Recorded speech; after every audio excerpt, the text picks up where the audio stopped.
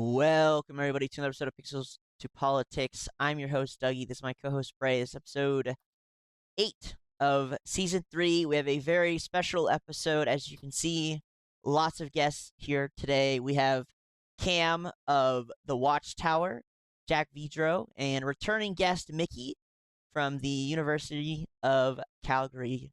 Tonight's topic will be about those recent ICE shootings and overall the use of government force against protesters, justified or not, and the mass surveillance system that is sponsored by, for the most part, Palantir, the big topic that everyone loves to talk about. We'll get there. But yeah, so let's just start by saying thank you, everyone, for joining us. It's honestly super awesome to get this many faces in this little digital space here to talk. Varying opinions across the board. I think we'll be somewhat surprised by how diverse they are, which is good. It's really good. We love that. But yes, I just want to start by saying thank you guys for being here. I got no problem, Doug. Thanks for the invite. Thank you. Yeah, of course. So we'll start right off the bat with the Alex Pretti, I believe his name is. Pretti. Pretti, sorry, Pretty? there's an R in there. Pretty good. Well, Oh, God, yeah, funny. so we're not really gonna argue the open Doug, can borders you not thing. put it in the group chat? Can you set it to just me Oh so I yeah, can open it? sorry. Because when you put it on the bottom, it kind of minimizes my Yeah. camera's here. I got Okay. you. So we're gonna show the footage, and this isn't to for us to sit here and go on and on about the complete justification of open borders or whatever, but this is important. We've seen the escalation of these protesters versus agents here. Most of you have probably seen this already. So if you haven't, this started in Minneapolis. There seems to be a lot going on there these past few months. And he was protesting, the rounding up of illegals. Yeah, they kind of just mag dumped him. So there's a lot to this one. I was kind of watching it happen, not live, but I was watching the propaganda machine from both sides kind of kick into gear right away. It's sad that nobody actually just reports freely on these things anymore. I don't know how anyone thinks they can get the full story, to 10 seconds after it's happened. But this poor guy, he was killed. I don't think he was poor, Doug. He was Jewish. Oh, well, Jack, you want to chime in there? I saw you posted a video recently on this. Yeah, could be IDF. Could have been his second death. What do they call that? Central casting. Yeah. Yeah, no, I don't even think this video is real, Doug. These are all crisis actors, to be quite honest with you. This entire video is completely fake, and it's just designed to manufacture hate against the ICE agents. And to be honest, though, people already hate them. You don't even need to manufacture hate against them. People don't like them. All this video does is just reinforce a narrative that people already agree with. So I think the video is real. I'll just say that much. I think Doug, I don't know, Doug. After that shark and dinosaur thing, I don't know what I believe anymore. After that shark and dinosaur video, my mind is too fucked up. I can't trust no more of these mainstream media videos that pop up. I think the video. Yeah. Sorry. Go ahead, Jack. That's okay. Israel still does believe, if they're a Talmud follower, in human sacrifice. Yeah. When you deny Jesus Christ as the Lamb of God and that sacrifice being the new covenant that, forms a new Israel, you still believe in human sacrifice. So real in a way that did somebody lose their life? Possibly. Yeah, very much so. But staged in a way where that's kind of part of the deal. We're going to have to spill some blood. Kind of mentality, break some eggs to do that omelet thing. Yep. Bondi Beach. Yeah. Yeah, I Body did is another one. It was kind of just like, yeah. I But did how many of our own do we have to kill in order to get people to be quiet? I did say opinions were going to be diverse, didn't I? So You didn't say I think it's correct there, too, interesting. Doug. yeah, go ahead. Yeah, go ahead. No, I was just going to say, I think it's interesting too. I think, I watching that video, did they either, kind of confirm or deny, because when a lot of, outsourced people were filming that, you saw the handgun. I don't know if that was kind of confirmed or denied. That was actually his, they were saying he was legally carrying, but it kind of begs the question, like, he was legally carrying, but what was the overall intention in the first place, going to a so-called peaceful protest, but having a pistol on him, you know what I mean? So Yeah. I don't know. It kind of goes back to, I've talked about this on my show a couple times. It's more, the media is going to purport whatever they want. And it's, and like was kind of said earlier, was like the societal programming is going to be exactly what people want, because it gets mass flooded into the media of pushing this, and it's driving to a point where you don't know what's real or fake anymore. So I don't know. I thought that was interesting. So So they do have, well, again, you can only believe so much, but what we're told is that he did have a gun. I believe if you click the second link, we have a video of them taking the gun off of him. And we have the gun accidentally going off or misfiring. But yeah, so here's the video. This is of the gun misfiring, or he pulled the trigger, or something happened here. But to add on to what you said, Cam, yes, assuming it wasn't a misfire, this gun is known to misfire, although it would be a hell of a coincidence that the timing on it. Maybe it's an advertisement for 6 Sauer. I don't know. Not a good one. I was going to highlight 6 Sauer is a pretty serious weapon that I've only been issued once, and that was for Homeland Security, doing nuclear power plants. It was a SIG P228. So nice. That's a pretty. I've seen them in combat too, but you're usually an FBI, CIA type carrying around a 6 Sauer. So I just wanted to put that out there. That's not just any old run of the mill 9mm. Fair enough. No, you're not wrong. That was a nice weapon. To add to what Cam said, something that I was told was mentioned to me was that it's surprising that the safety probably wasn't on, in the sense that it's to be honest with you, I think it's okay to go to a protest with a gun. It's a legal American right to go there, and the safety's not on. As maybe a few of us here are practicing gun owners, you probably, you know what I'm saying, guys? Like, it's not a good sign, obviously. Now, it's impossible to truly know the guy's intention, right? We can only speculate it as much as we can from what we've seen. But that's a pretty big no. I disagree with that. Okay. I disagree with that. Because we've already, there was a video of him like a month earlier, like getting into an altercation with ICE agents. Where it was 11 days. Yeah, 11 days. 11 days. Incident. Yeah. Yeah, and it was. I watched that. I watched that video last night actually, and I was. Are you talking about of him kicking the taillight of that SUV? Yeah. I thought that was interesting because, like, I would have almost guaranteed that they were going to pick him up after that. And you saw in the video, I think BBC released it. They hopped out of the back seat, they grabbed him up, and then they only had him for like a minute or two, and they just kind of let him go, and he was just continuing to yell in their faces. So I don't know. It's very weird because, something like if they were to just look at the taillight and said, oh shit, like the taillight's broken, like especially on a federal vehicle like that, it's like, I don't know why he didn't get picked up, why he didn't get arrested. And it begs the question, like, if they were to hold him, he probably wouldn't have been shot. But I don't know. It's very strange. It is kind of odd. Very bizarre amount of leniency for a random guy. I would have to believe somebody had to file a report about that busted taillight, and you usually bring somebody in when you have to file a report about an incident. Yeah, at the very least, just like detain them or arrest them.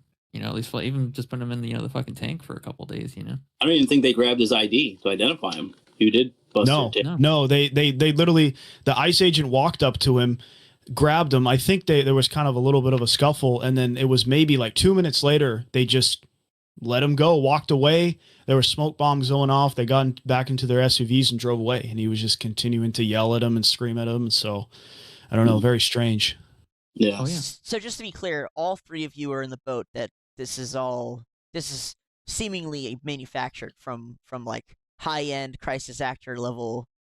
Yeah, it's the Truman Show, manufacturing. Doug. We're living in the Gotcha. Truman Show. Why is Everything. it all happening in Minnesota? Well, I'll say Yeah. this. I'll say this. You know, it's really strange that one, all of these things keep happening in the same place, and two, that there is such a hard line focus on this specific issue. It feels like to me, it's being blown out of proportion. Not that a loss of a life, is never not worthy of this much attention, but there are so many other things going on right now. I was thinking about this today, actually, in prep for the episode. There are so many other things going on, just in general, but also that we should probably be protesting about. I sometimes wonder if they aren't playing this up as much as possible. Not the shooting, but the ICE stuff in general, just so we don't actually go and protest, say, I don't know, the lack of release of the Epstein files well past their due date, maybe the amount of money leaving the U.S. and going to other countries, one specifically, maybe the nabbing of a foreign president. I don't know. There are so many other things that I feel like should draw more attention just naturally, and including protests. And we have this, and I keep getting in my feeds. Oh yeah, this is actually crazy. These protesters, they're really causing a ruckus. But it's like it's only happening in one state. We've seen bigger protests across the globe or across the U.S. with the No King protests, right? Like thousands of people all over the place. So I'm not particularly buying this. The liberals are out in force and they're all forming an army and there's all this domestic terrorism and blah blah blah blah blah. We got to send in the military. I'm not buying it myself, and I find the fascination of Minnesota in general just over and over again real interesting. And again, this situation where this guy, like you guys said, he was seen previously kind of, I don't want to say starting trouble, but he was agitating some of the ICE agents, and to the point that they had picked him up. Maybe they should have arrested him. I don't know that situation.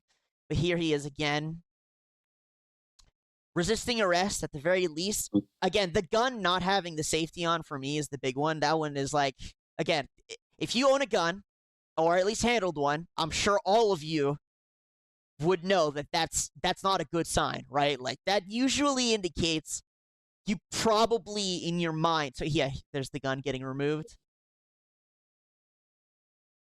Just going to pose a quick question. I feel like there's a lot of assumption going on there. One, that the safety was off. There's no way he couldn't have flipped the safety off and fired. I'm hearing a lot of like conspiracy. Like there's like there's like a higher like government conspiracy that's like this is orchestrated. To me, it's far more reasonable to say that one person might just be bad at handling firearms. You might be right. And flicked a safety off and fired a gun because, like I'll defer to the gent who trains that kind of thing. From what I've heard as a Canadian, that the training programs of those who are going into ICE are lackluster at best. To me, like both could be as likely. So I think there's a lot of assumption to really say like, oh, like he went in with this safety off, tucked behind his back. Like there's as much conjecture there as there is in the other direction. There's an aspect to that where it's actually, I'm gonna go back on what Dougie said and then come back to what Mickey said. I think it's being blown up to a specific proportion that it needs to be, where we still have people on the right supporting it and going full force into it. If that makes any sense, that they have a certain media level certain awareness that people need to be, and they need to be aware that, okay, so many people are for this still. We need to get it to this level so we can escalate to this on our end. I think that's proportionate. And Mickey, what you were saying just made me think about military training. You know who trains to pull their weapon and slide that safety into fire in one action? Those who have a pretty good muscle memory and aren't law enforcement to understand that there is no safety in combat.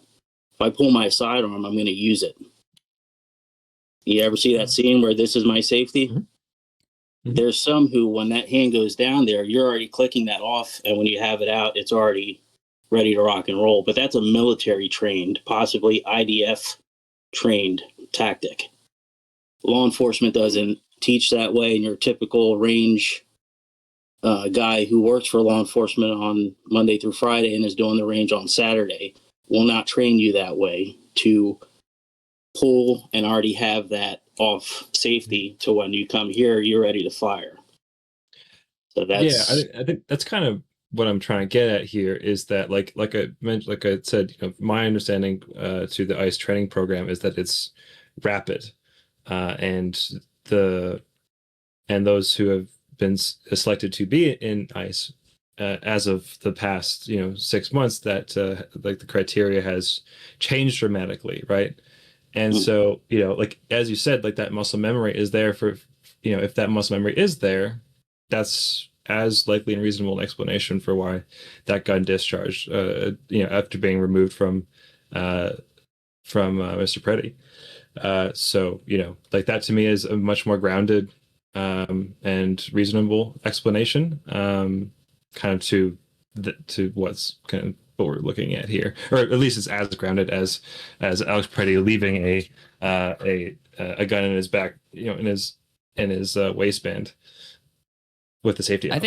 I think both things can be true here at once potentially. Yeah. I think it's possible that Sure. Mr. Pretti here, it's possible that he's been trained by a different government agency. Maybe he's on the same wavelength, maybe not. But ICE is definitely a different bacteria entirely to this guy. He comes in there, he's working for a different agency. They don't probably even know that. They're just told what to do. And so when he comes in here, he does this thing, and they pop him. Things are probably going the way that the government agency wants them to go, and ICE may not have any awareness of it entirely. I think both things can be true at once. You could just be entirely AWOL for all we know. But that's just AWOL. Yeah. It's interesting, like choice of words for like because I think it sounds like a lot of conversations around like protesters, period, right? Yeah. And so treating this person as if he's a part of an agency and is bound by certain standards. Mm-hmm. What is there a training program? Is there a training program that we should kind of run in the assumption that any protester is? Exactly. That they have a certain kind of standard of behavior.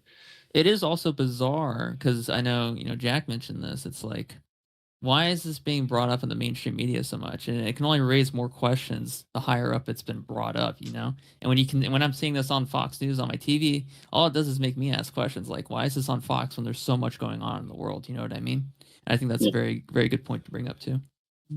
I mean, also not to kind of steer off from what you guys were talking about, but it also goes to it's being so mass flooded into the mainstream media system in the same state that you had the Somalian fraud just a month prior. I mean, you had billions of dollars getting, supposedly smuggled, Nick Shirley. I mean, that video went super viral, 150 million views all over mainstream media, flooded for weeks and weeks.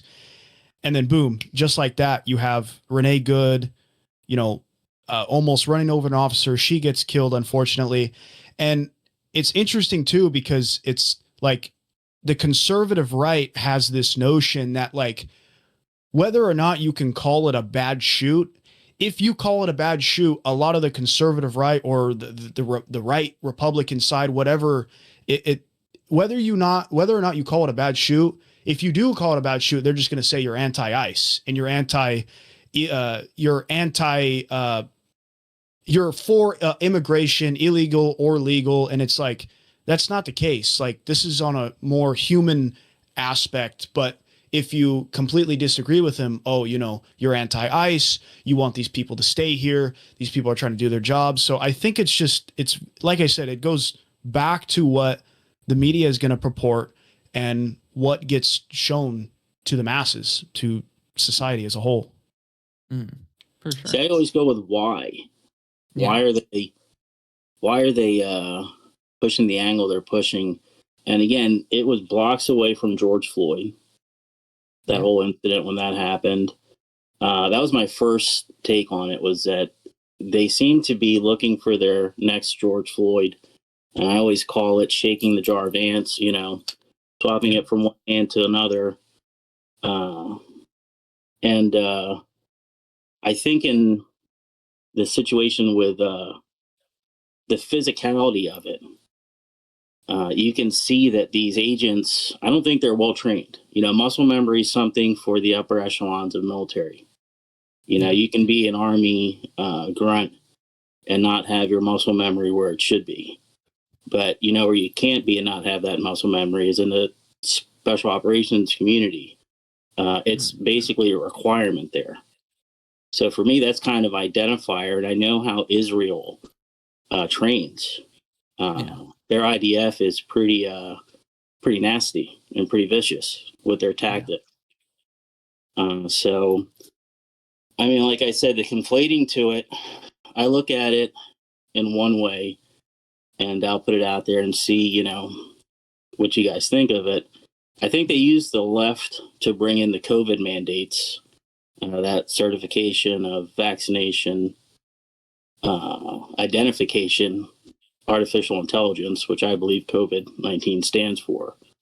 Those mandates came in from the left. They pushed, 6 feet apart, masked, basically whatever they tell you to do, we're going to follow it. And if you don't, you're killing people, was their narrative. Well, now they have the right pushing in another scenario where I don't think people realize how close we are to a third world war and having a martial law situation on our streets. Because the reasoning is going to be National Guard has to deploy. The numbers aren't where they need to be. So the National Guard is supposed to be reserved for our stateside necessities. But in the last, 2 wars, we were fighting side by side with National Guard members. So the government's going to have a full-blown reason with the open border situation that we have to police our streets during wartime. Who better to do it than ICE? So I try to explain to people, what you see your government doing to somebody else, you should understand that it's only a difference of opinions before they do that to you too. Yeah, the last thing you just said is something I want to kind of pin for the episode. Because it's real easy to go left versus right, blah, blah, blah, nonsense. However, we've seen, and it's funny you brought up COVID, because I think, it started before then. I think it started with the Patriot Act, but specifically during COVID, and since then, we've seen an increasing amount of force allowed with each protest, no matter which side, the protests are for or against. On top of that, the digital tools that they've begun using against protesters is also been, increasing. The difference in the tools keep growing an arsenal of weapons that they can use against the protesters. And you're right, like, it doesn't matter which side you're on, because whatever we see, them use during COVID, whether it's the lefties that are cheering for it or the righties, they look at it and they're like, yeah, get him, that's fantastic. And then the next president comes in and it's a red or blue president, it's the opposite. And then there's some protests again, and the other side screams, yeah, get him. And literally, we're encouraging our own government to increase, authoritarianism. Yeah, exactly. They're using it to bring it in. I think they use the left to encourage submission and the right to encourage oppression. It's kind of Yeah, that way the wings can flap together and the bird can fly. You know what I mean?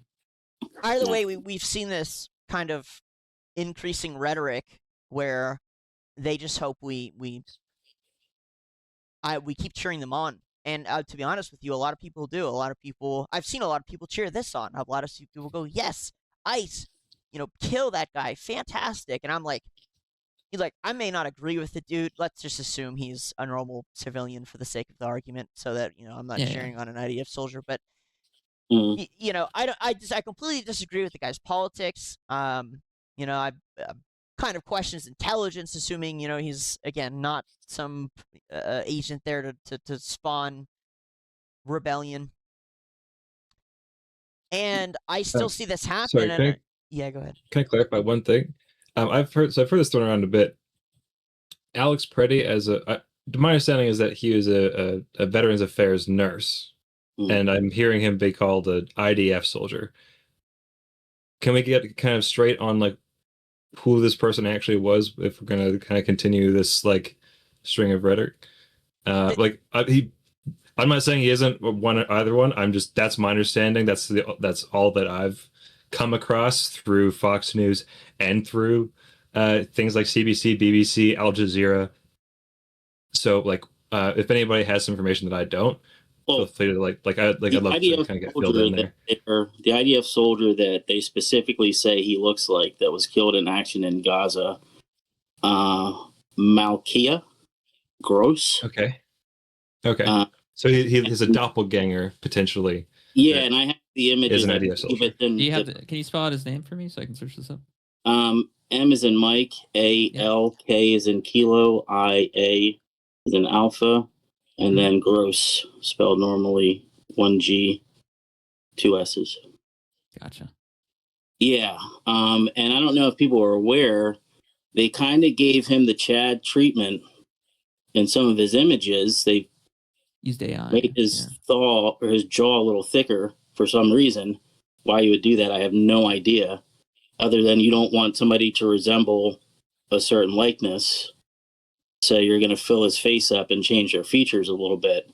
I mean, they kind of give you the breadcrumbs to look into it and ask the right questions as far as why would you do that? Why would you change AI somebody's face to make it look fuller? Like, is he not potentially be to like reduce the legitimacy of claims on either side by injecting a bunch of I don't know. Like I'm just saying like the fact that we're having this conversation and like being like, oh, like what if that kind of is the whole intention behind AI used to deceive, right? So like I'm saying like if we're talking about an image of that's been like modified and these are public images or to that's like yeah. Yeah, no, totally, that's fine. But like we're saying that somebody who was murdered and has an extensive background in the community, right? Who's known, and like there's ample evidence, not just from like a single article, but from community members, many people who have individually gone to speak out on their own behalf, and then like I think that's a bit disrespectful to to start to conject that like this person's like without any evidence, just kind of some random questions because a couple of photos have been adulterated using I think it's AI. on the time set. Look at Charlie Kirk and how many questions that generated. Like, who cements over a crime scene? Yeah. Why is the FBI not doing trajectory work when it comes to where that round came from and the velocity and angle? And there's a whole process that's supposed to happen there. But the number one thing you don't cement over the crime scene. Like, that's like, so that's just the sign. I think they did that like 2 days after he was shot and killed, correct? Yeah. It was like a few days. It was like 3 to 5 or something like that. And I heard, I'm not sure if this is true, but I kind of saw this on X as well, that construction or concrete company that was, pouring over that sort of manhole that was supposedly right there was connected to, I think it was Raytheon, maybe. I don't know if it was Raytheon. I don't know if it was someone in Erica Kirk's family or Charlie Kirk's family, but I mean, I don't know. I mean, yeah, you are right. There were a lot of questions surrounding Charlie Kirk's death, and like I said, it all goes back to what the media wants to purport. And there was a lot of questions raised. A lot of people were kind of saying what they thought exactly happened, but we're never going to know. Like nobody's ever going to know because yeah. We have history to go back to. And for the people who are part of the government wouldn't lie to us crowd, how about John F. Kennedy? How long do we have the dolphin to come out about that? I'll bring up the dolphin story, Doug. I'll bring it up. I'll just piggyback here off the second I mentioned the dolphin, you want to piggyback now? Okay. Off the changed image.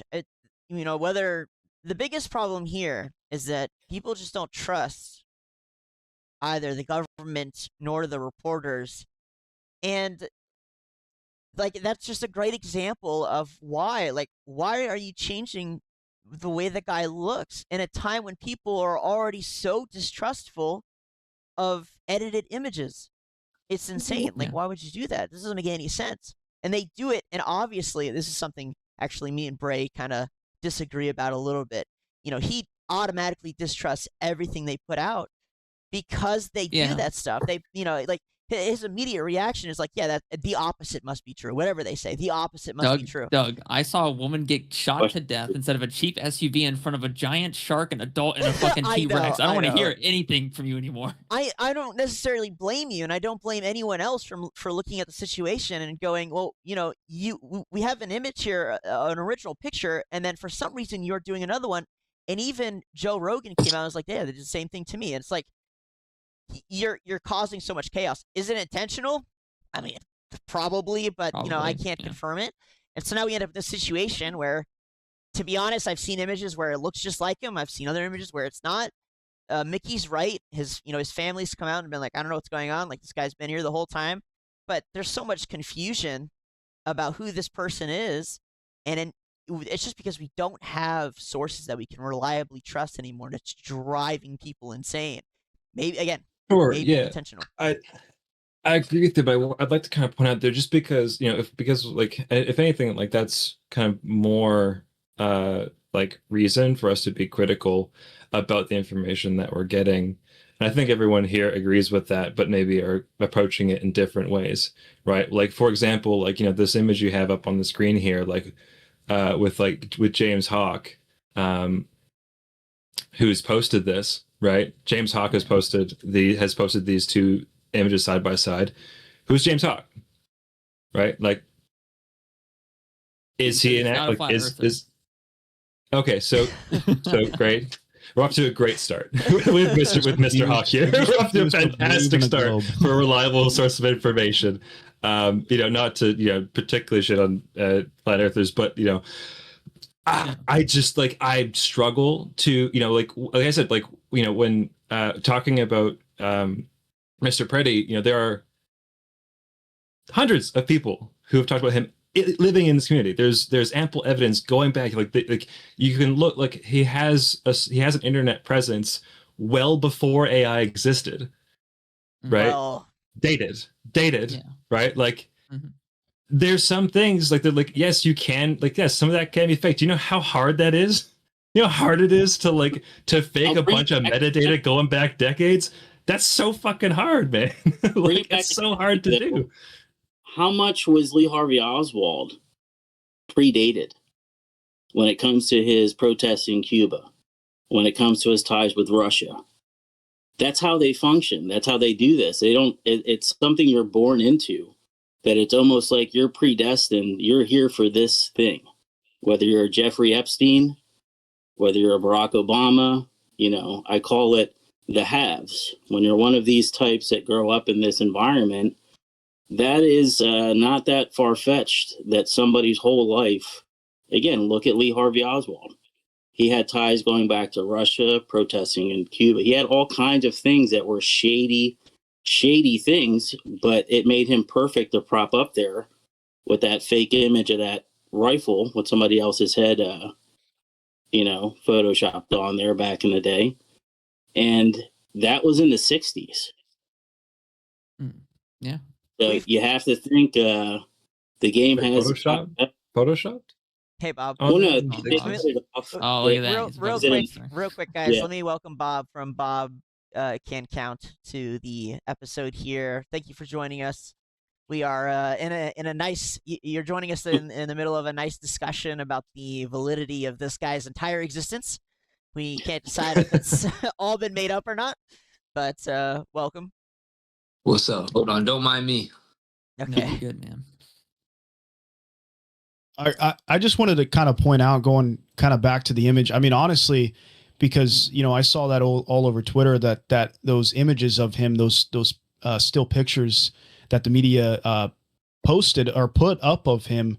I mean, honestly, my kind of understanding of it was, I've noticed that the left or whatever media news outlets likes to kind of take those pictures and alter them in sort of such a way that you get the masses of people starting to feel bad for him. And honestly, this is not in a rude way whatsoever, but I don't know, like, was it one of those things? I mean, this is just me questioning. Was it one of those things where they were trying to make him look like a better guy and, kind of upscale his facial features to be like, oh, he was a good looking guy. He was a nurse, whatever, like kind of purporting, all those positives about him, kind of disregarding completely what he did to get in that situation in the first place. That was my intention of looking at it, of the photos, because it was like, he may have not been the best looking guy, but they were altering those photos to make him look like a better looking guy, to get,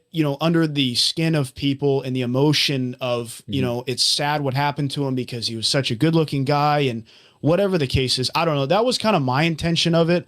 I never knew. This is the first time me seeing about, the comparison of an IDF soldier. I haven't seen this yet. So I don't know. It is very interesting. Okay. Well, it's nice to see from a fresh perspective here.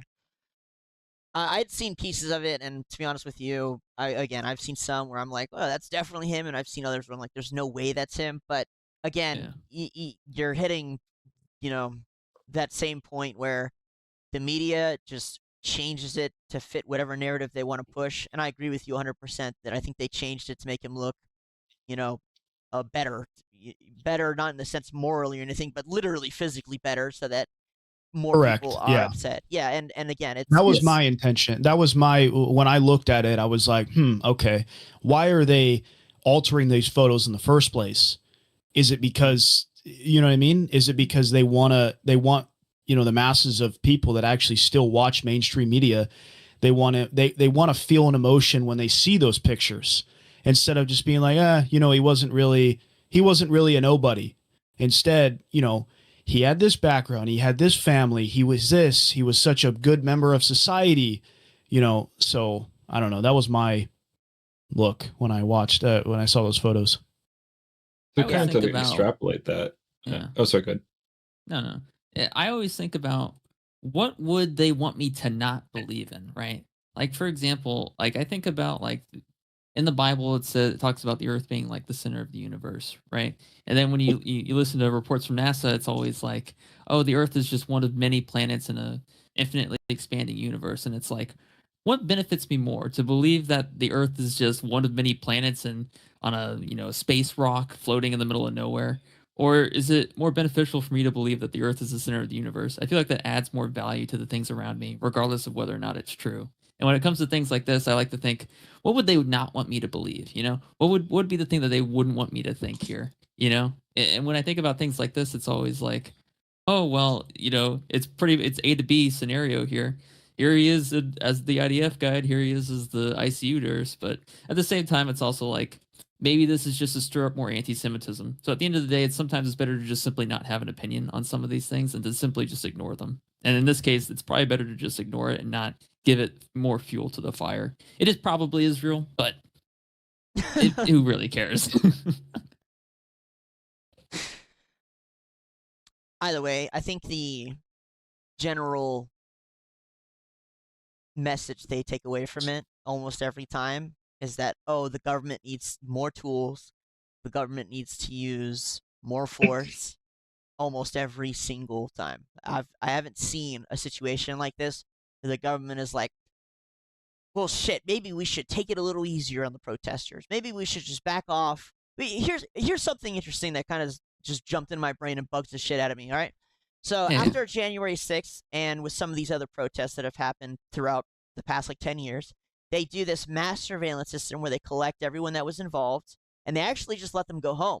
They let them go home, and then later on, the police show up at the door and they arrest them. This has happened multiple times. It happened during COVID. It happened for the January 6th protesters. Happens all the time under both sides. Why can't that same system be used here? Yeah. We've seen it used. They have no problem using it. Why wasn't it used here? Why didn't they just go home and then come back later? And if this guy's such a bot, like you guys said, they had pulled him into a van at some point, didn't finalize the arrest, and then we come in, what was it, a week later, 11 days later? Yeah, 11 days or so. Yeah. And then they shoot him. It's like, you've shown us that you can be benign. Well, they didn't just shoot him, Doug. They yeah, magged right. him. They shot him. They shot him like 7 times or something. I mean, it's just crazy. It's kind of overkill. Yeah. The consistency doesn't make sense. It not only is just a narrative pushed by the media, but it's like a narrative pushed by the government too, right? It's like, we had no other choice. We had no other choice but to shoot this guy. It's like, the difference is, I think this video is real because I heard a woman screaming, and always screaming every time, like, geez, someone fired a gun. Let's scream. No, run away. Stop using up your oxygen to scream and just run. Jesus.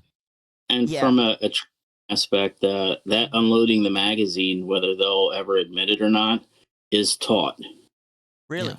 Because you don't want to have a defendant in court. You'd rather have a report to write, and you can put your own narrative on it.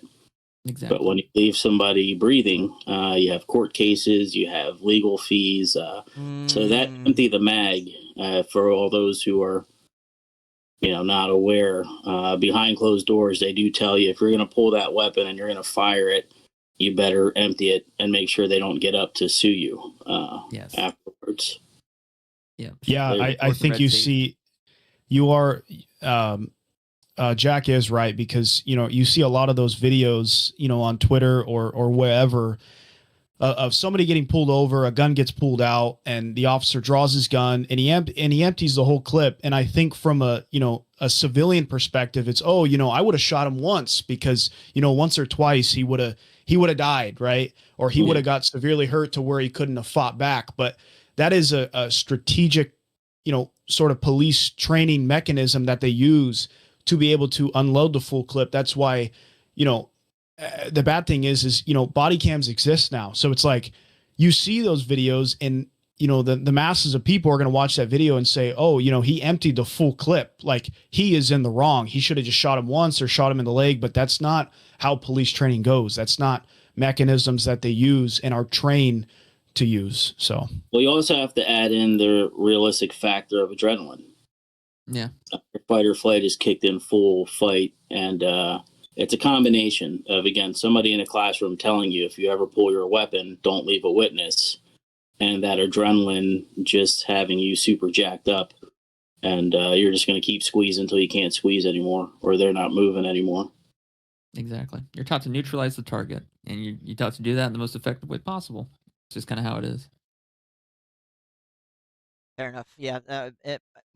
I tend to ignore the backseat. I don't know what to call them. Policemen. I have no idea what to call this. The backseat policemen. The civvies who are on there, and they're like, Monday morning quarterback. I would have done a backflip off the truck and rolled out of the way. I would have 360 no scope with the Modern Warfare 2. I would have just shot him in his...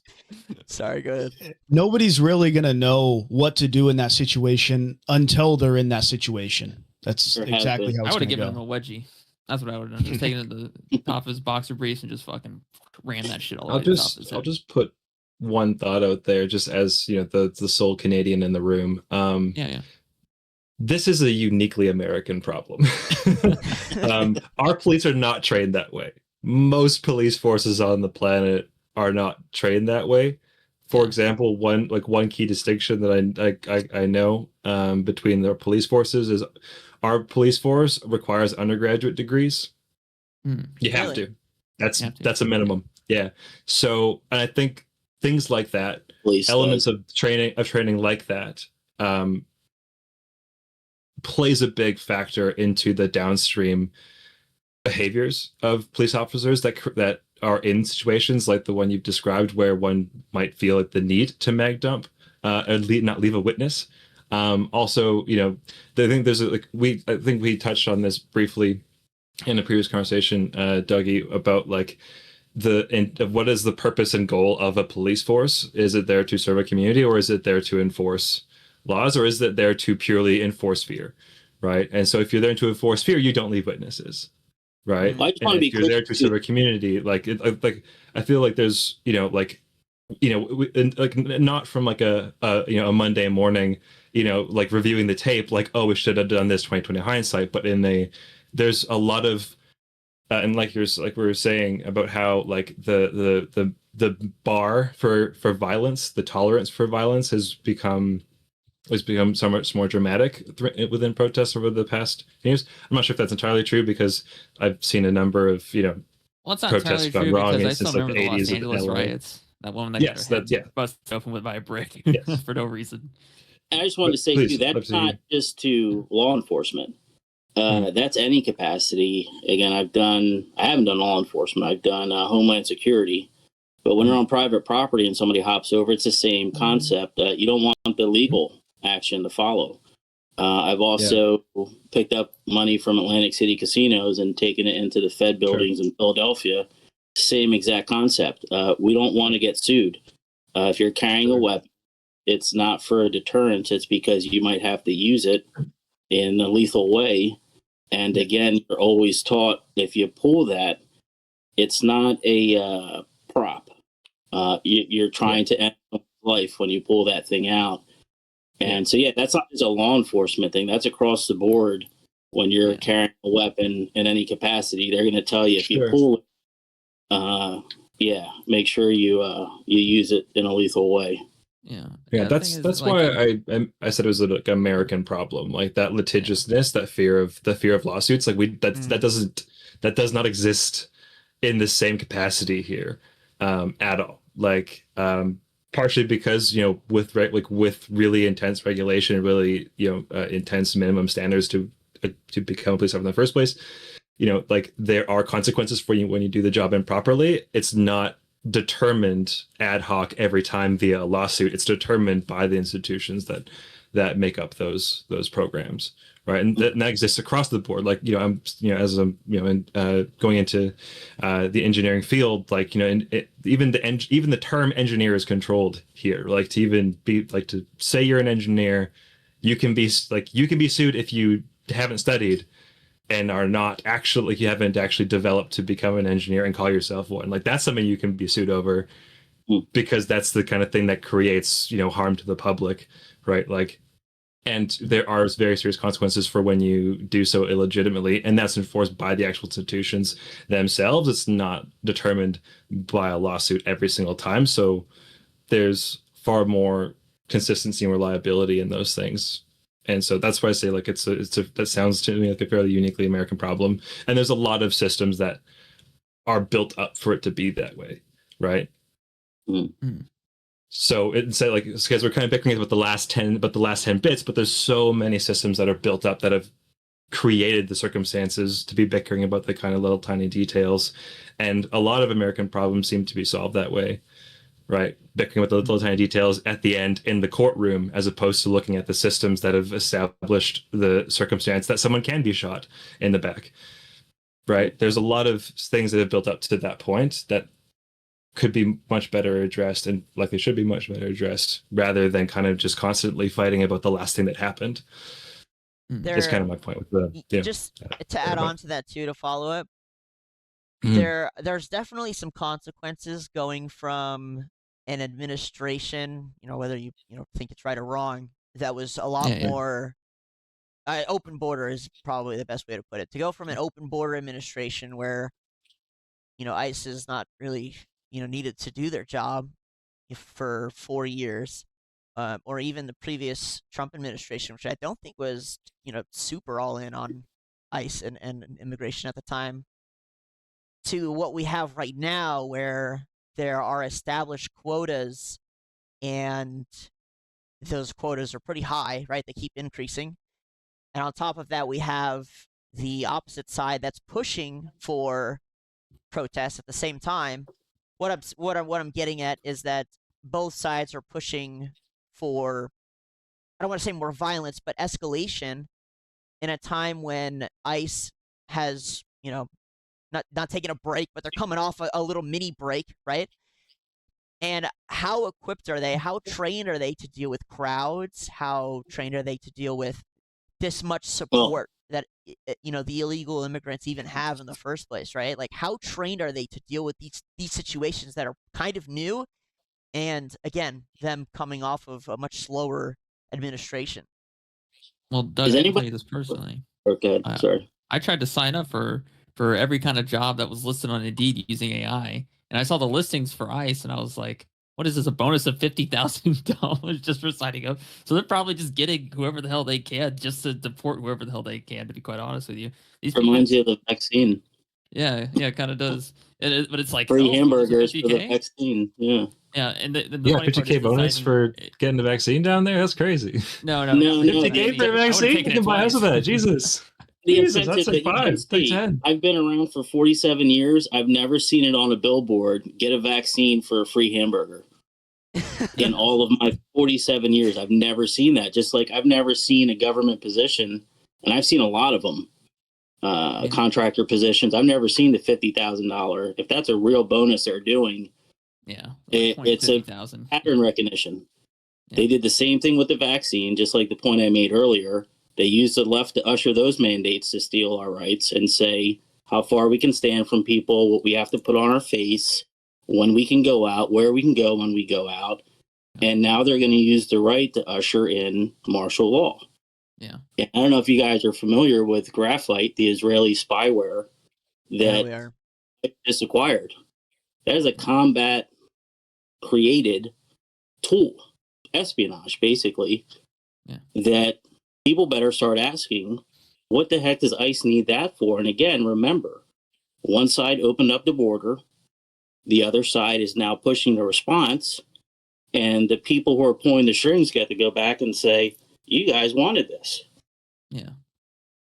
We have to have ICE police our streets during World War III because, again, National Guard's out fighting another war in the Middle East. Yeah. So there's too many illegals running around our streets. We're in wartime. We can't just have, these... Who's pulling the strings? Who's pulling the strings?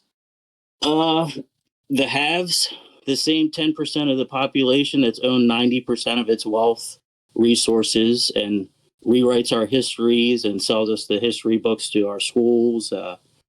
13 families, maybe 300 of them.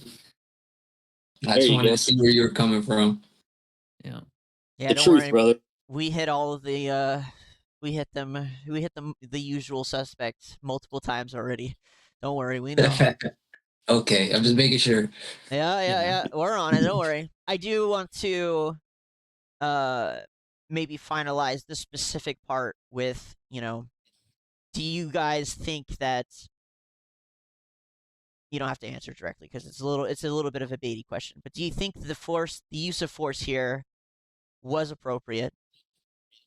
And do you think this is going to de-escalate or escalate, and kind of what comes with that?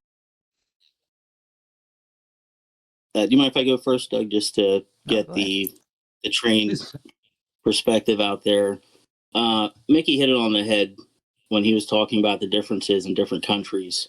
What's the force there for? What do they really protect and serve? These people aren't trained. You know how many people are jumping on a $25,000 to $50,000 check and getting shoved out into the streets with absolutely no training? Here's something for those who don't know. When you're in the upper echelons, you don't rise to an occasion. You fall back on your training. Because that's what happens when stuff hits the fan. It's not like the movies where you get to stand around and be the main character. There are no main characters in combat. Everybody gets their head blown off the same way. So in those situations, again, you can give them a little bit of credit as far as adrenaline going, and you wouldn't know how you would respond. But once you've been trained, and again, you recognize what you're seeing with use of force, there was so many people in that scenario that made it worse. I mean, the first level of force, just to be clear, is verbal. you're supposed to have a command voice that when you use it, you can make somebody stop in their tracks or drop down to their knees in a combat situation. The second level of force is physical. That's where we have to go hands-on. The third level is mechanical, which is your nightstick. Basically anything that's not a part of your body that you pick up and use as a weapon. That's mechanical force. And then the fourth is lethal. So there's supposed to be an escalation there where, again, if the weapon's recognized that he's carrying and it's holstered, they have the right to jump to lethal because their life may be in danger. But what are they doing with 5 or 6 guys? It's like a bar fight you're looking at. Yeah. There's no training. There's no discipline. There's probably lines of fire that are being crossed. And this is what happens when, again, you offer $50,000, $25,000 to put people out on the street.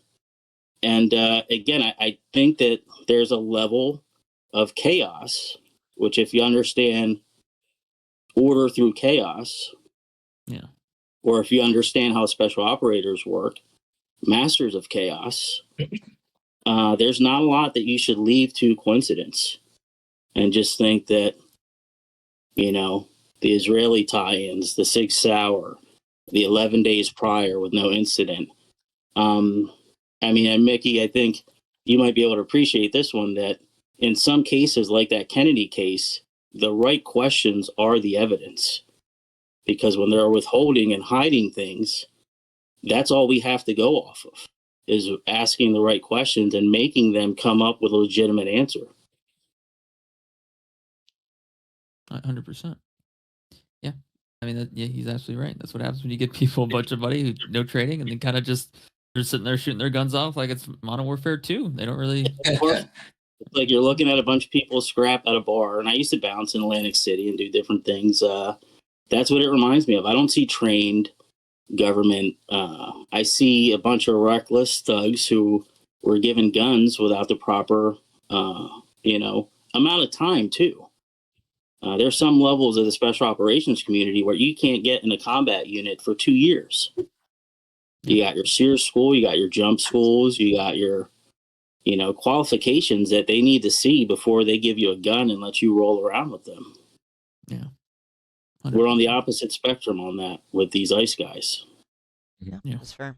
I think that's good. That's a fair take for sure. And again, coming from someone with experience, I think that matters a lot. Yeah, definitely. Mickey, yeah, I mean, kind of going.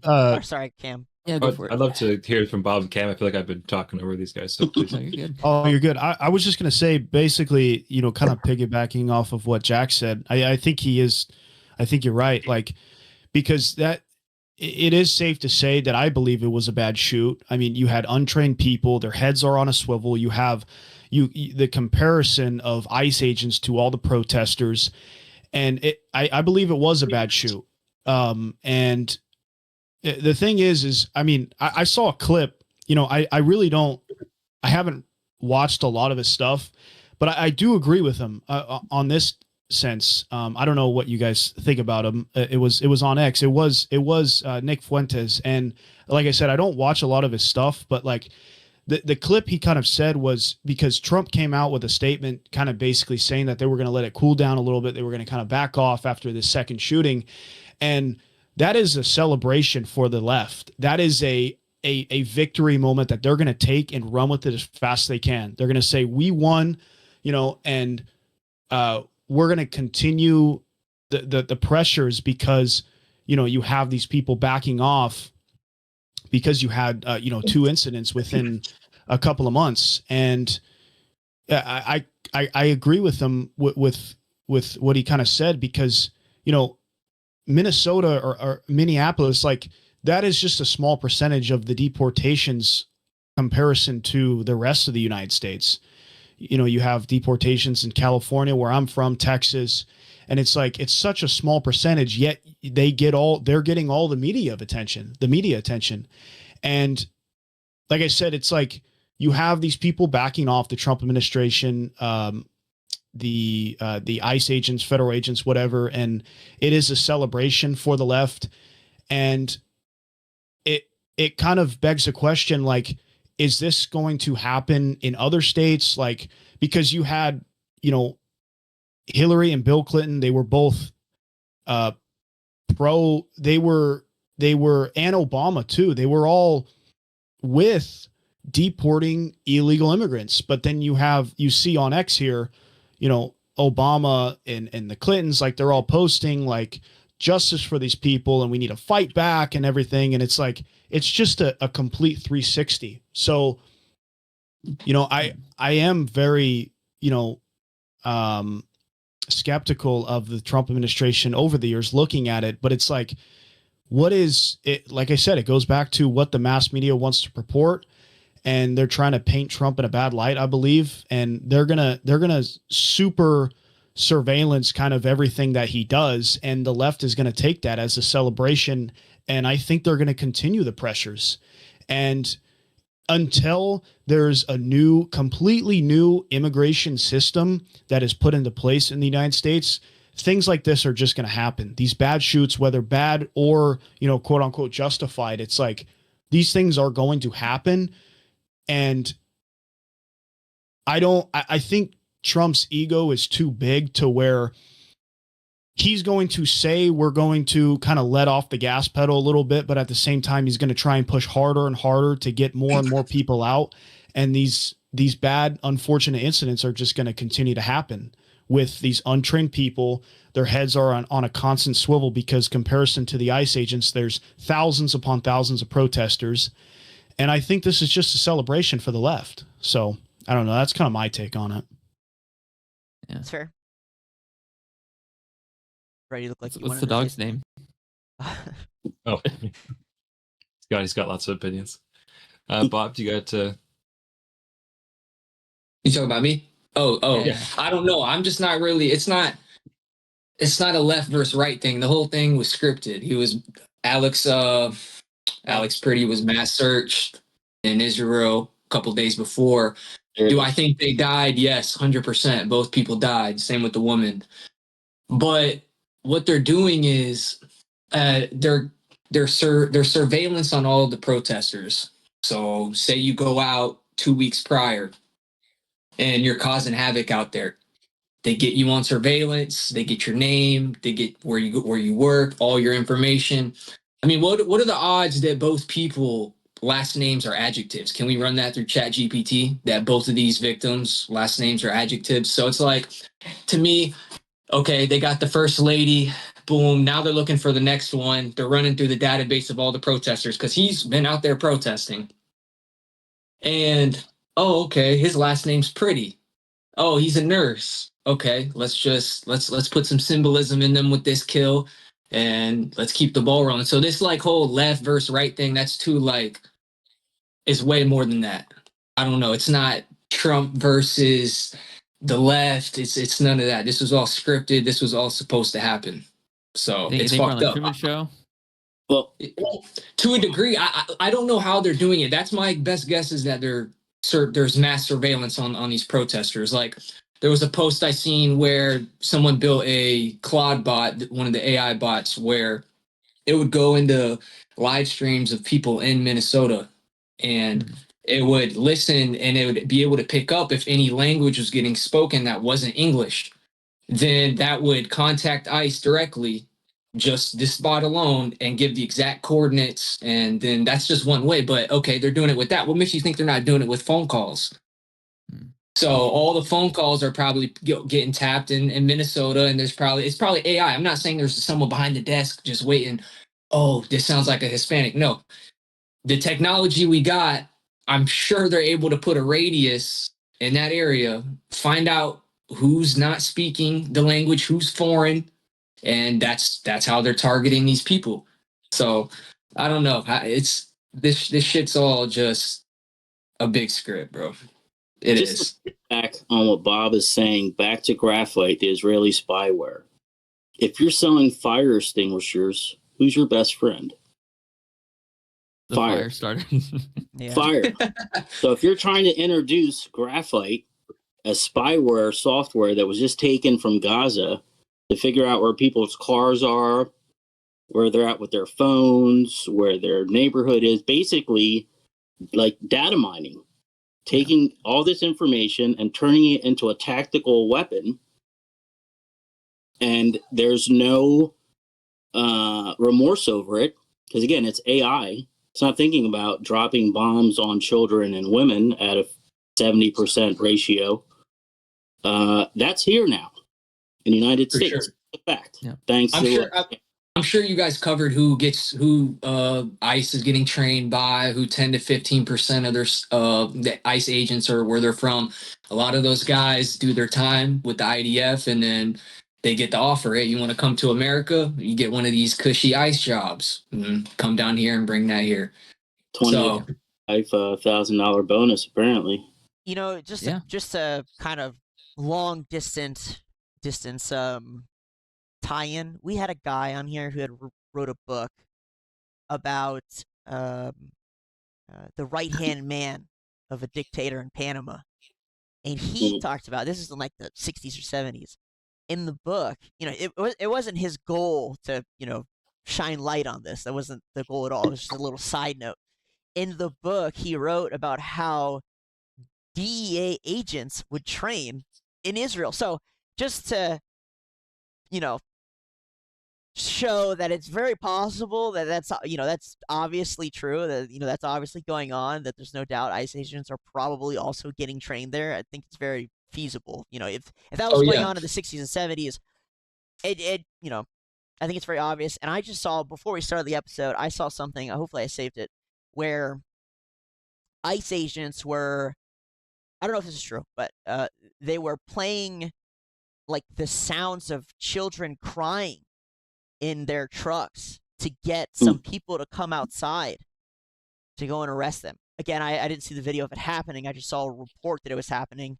But, you know, someone was like, that's a common IDF tactic. So right there. Yeah, that's some heavy, just like they put on Metallica nonstop. Yeah.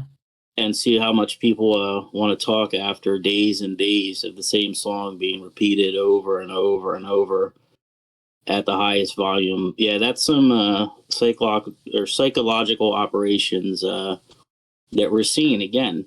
Why is it showing up in our streets?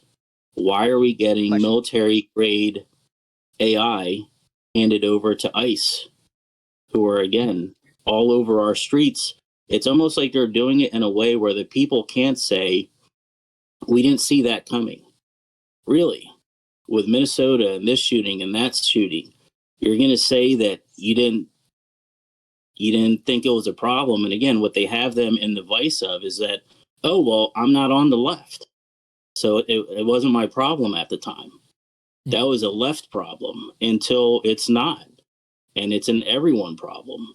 Yeah. And then at that point, when that happens, it's too late. Yeah. There's no protesting, because again, you just authorized that yourself, and now you have to deal with it. Yeah. So just before we play this next clip, this is moving on to the surveillance and the digital tools that they use. And Mickey, you're going to come in here because I want to hear, you know, about the Canadian, the Freedom Convoy thing. But just before we move on, I think we all know you made your opinion on the use of force there pretty clear. But if you want to reiterate, you know, kind of your thoughts. Yeah, and I think I agree with you know, a lot of some of the sentiment that's been put out around it. I've spoken highly about the police service in Canada. There's generally much more institutional trust among the population up here, kind of by and large. Obviously not everyone, but kind of by and large, the majority do have a little more trust. And I think it comes down to, as we were mentioning earlier, comes down to the training and the intention. Those are the key things. It's that I'm not sure if anyone's heard of that analogy of when you're a hammer, everything looks like a nail, right? Yeah. A lot of problems, a lot of protests don't require police at all. A lot of them just don't even require them. And we can kind of use this to segue into into the Freedom Convoy in Canada during COVID. That was a protest against government overreach. It was very economically driven, is very economically focused, and the government responded with emergency powers after the police force in Ottawa had been. I don't want to say overwhelmed, but they did request support from the military and from the federal government, from pressure from the population of Ottawa. The population of Ottawa put the pressure on the police force, then put the pressure on the military and then the federal government, and the federal government responded with emergency powers. And with those came freezing of bank accounts, some social media monitoring, some censorship. And recently, this year, the Supreme Court in Canada did deem that it was unreasonable, even for the time. Hindsight 2020. But it was deemed that it was unreasonable. There were a number of steps that took that were unreasonable, and from there, a lot of the verbiage was changed around the use and the ability to enact emergency powers. So it's tweaked. That there had to be, more proof in some cases. I'm not a legal scholar. This came up very recently, and I've been, doing differential equations and, sun angles for like solar panels. That's what I'm studying right now.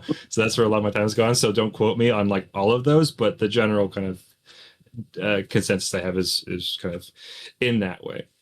Well, at the time, sorry. Well, I was just gonna say the main point that I remember hearing about was them shutting off the bank accounts and, just digitally kind of stopping them in their tracks. So, Yes, that in itself is the most important part for sure. But sorry, keep going. Yeah, and the justification for that at the time was that money was coming from the U.S. That's still happening. That's happening in Alberta with like a lot of the secession rhetoric. There is a lot of funding coming from the U.S. for that. I'm not. Sorry, just to like clarify, when you mean money coming from the U.S., mean the U.S. is using that money to support those protests, right? Not the yes. At the time, that was the accusation by the federal government that money was coming from the U.S. and that was pretty accurate. Yeah, I don't think it was the American government that was doing that. It was just it was American companies at that time. I'm not going to name any groups specifically because it's been a hot minute since I had a lot of the details. I'm kind of going off of like the vague memory of the time and conversation I had around the time, but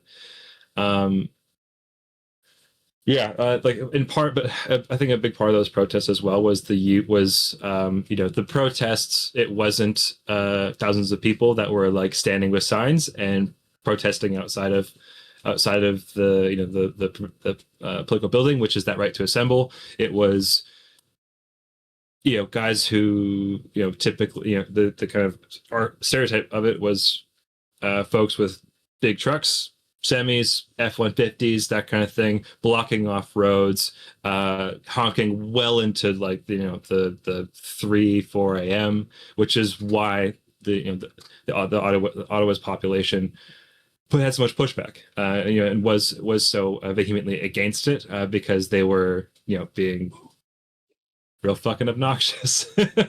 Right? The intention was not that. The intention was not that of consistent messaging of because there was a lot of very ambiguous goals. Right? It was everything from anti-vax to anti-mask to to open borders, to lower taxes. It was like a whole gamut of changing everything, right? Which in a protest you can't do, right? You can't demand a full reform of everything in a protest. You're not going to get anywhere because you have to demand a specific thing, and that's when protests really take hold and are functionally useful, and have long-term impacts. And that wasn't really the case with the Freedom Convoy. They definitely had some legitimacy in some of their arguments, I think. But again, when the message is kind of overblown and the intention is not kind of clear, then becomes really hard. My impression from the anti-ice protests is that they're against one thing specifically, and that is ice. Right? It's really easy to go, oh, what do they hate? They hate that one thing. That's what they're protesting against. It's very easy to then go, oh, we can address that thing. Right? But if they say, oh, they hate this, and they hate that, and they hate that, and they hate that, and okay, well, we can't reinvent the world in a matter of a week to solve all those problems.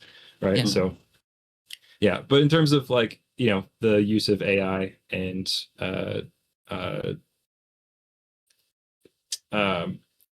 in terms of surveillance, I mean, yes, you could say it was like, I don't really think it would have made all that much of a difference at the time.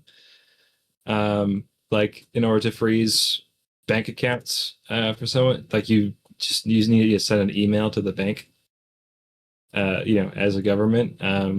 That was what they effectively did to my knowledge, looking back on it. But I'm not like, it's not something that I'm particularly focused on. So as an American, or I don't know if it's just as an American, maybe just as a person with money in a bank account, when I heard that they were doing that, I shat myself. When I heard that they were stopping them from getting access to their bank account, to me, I was like, holy shit, that's dystopian as fuck. Like that's some wild stuff to me. But like for you, you sound more like nonchalant about it. I don't my bank has done that. Really? Yeah, like you put your pin in wrong, see what happens.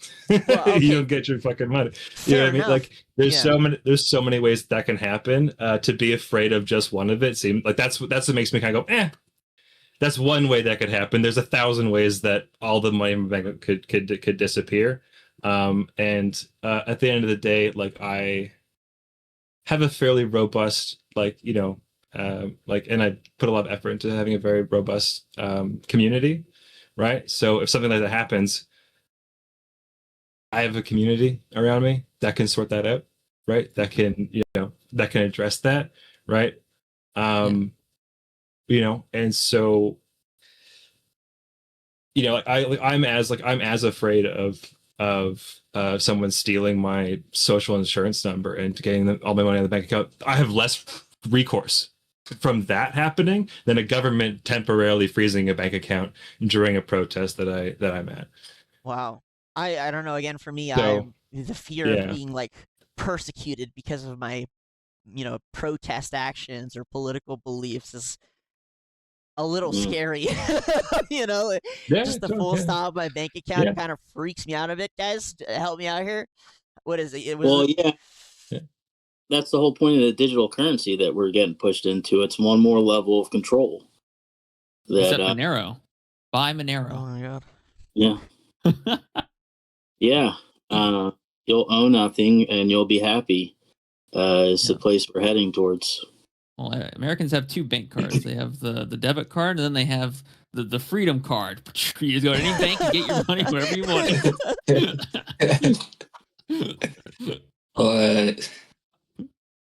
I think too, like kind of going back to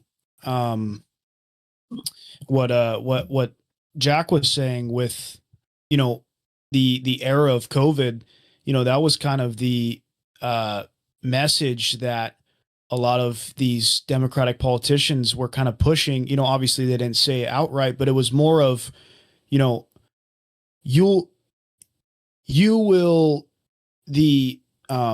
what's the word I'm looking for? You will be protected by us under the implication that your freedom is going to be stripped away from you. Right. And you kind of see that with the conservative movement kind of adopting this idea of Palantir technology and AI of doing the same exact thing that they used to preach against during COVID. And these incidents that are happening, they're just a perfect excuse to scoot in this Palantir technology even more.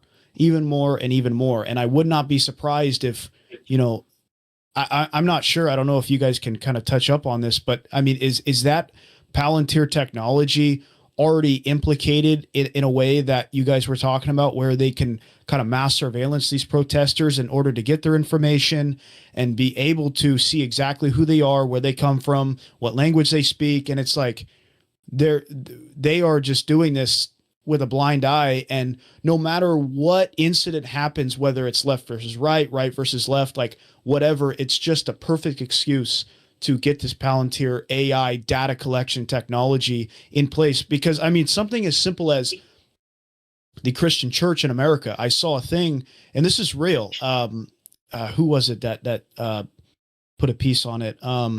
Who's the political guy that's under Candace Owens? He's got the mustache. I He's know you're big on talking. that guy. I'm blanking on his name, but Ian Carroll. basically Ian Carroll. Yeah. Wow. So he put out a thing on the FARA. It was a registered FARA, I guess, article showing in these mega churches and big Christian churches in California, Texas, Florida.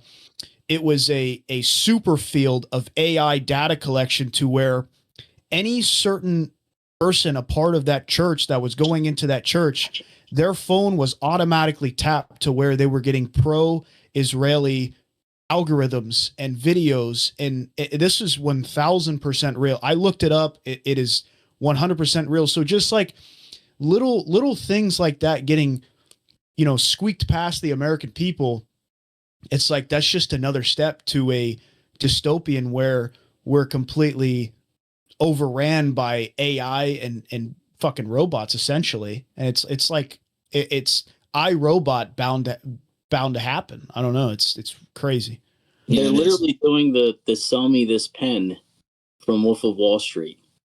The tag to that is put your signature down here. Yeah.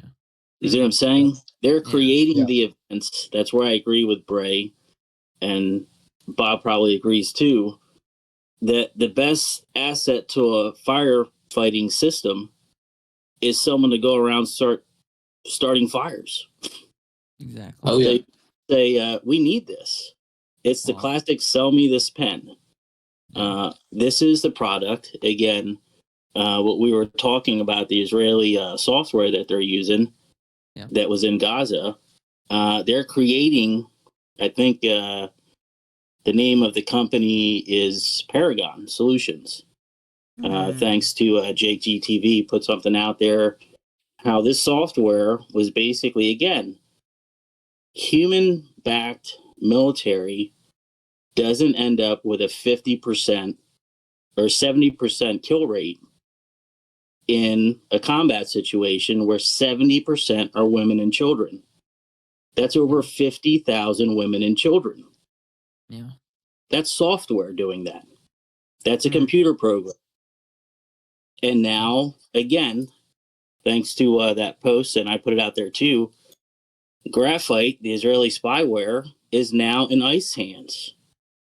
So all these things that you're seeing unfold on the street in Minneapolis not only are covering up billions of dollars of fraud, and I don't know if anybody looked into Somaliland and how that's tied into Minneapolis, where basically that's where your Somali population is coming from.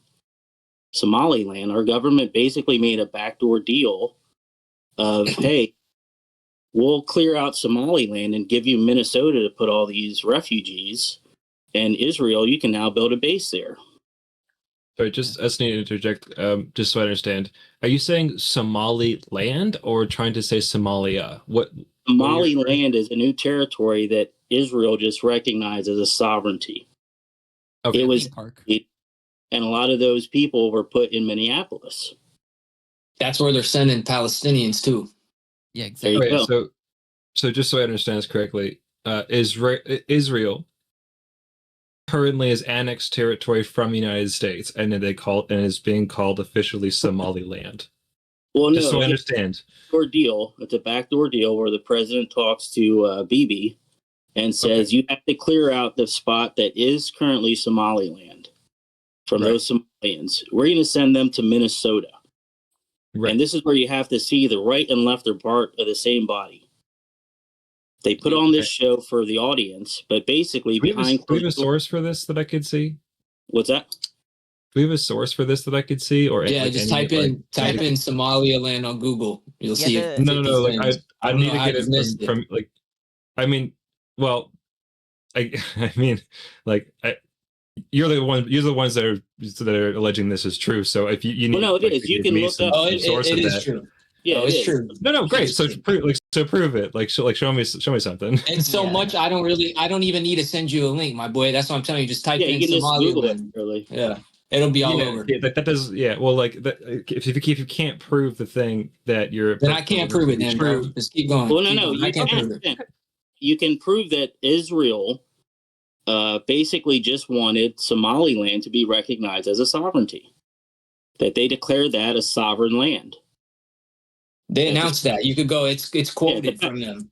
Quoted directly from them. Right. So if it's sovereign, there is going to be some form of documentation of that is available to see. You have too much faith Right? in who's supposed to that's be. kind of the definition of national sovereignty, right? Like in order for that, like in order for something to be sovereign, it has to be recognized by other sovereignties in order to be sovereign.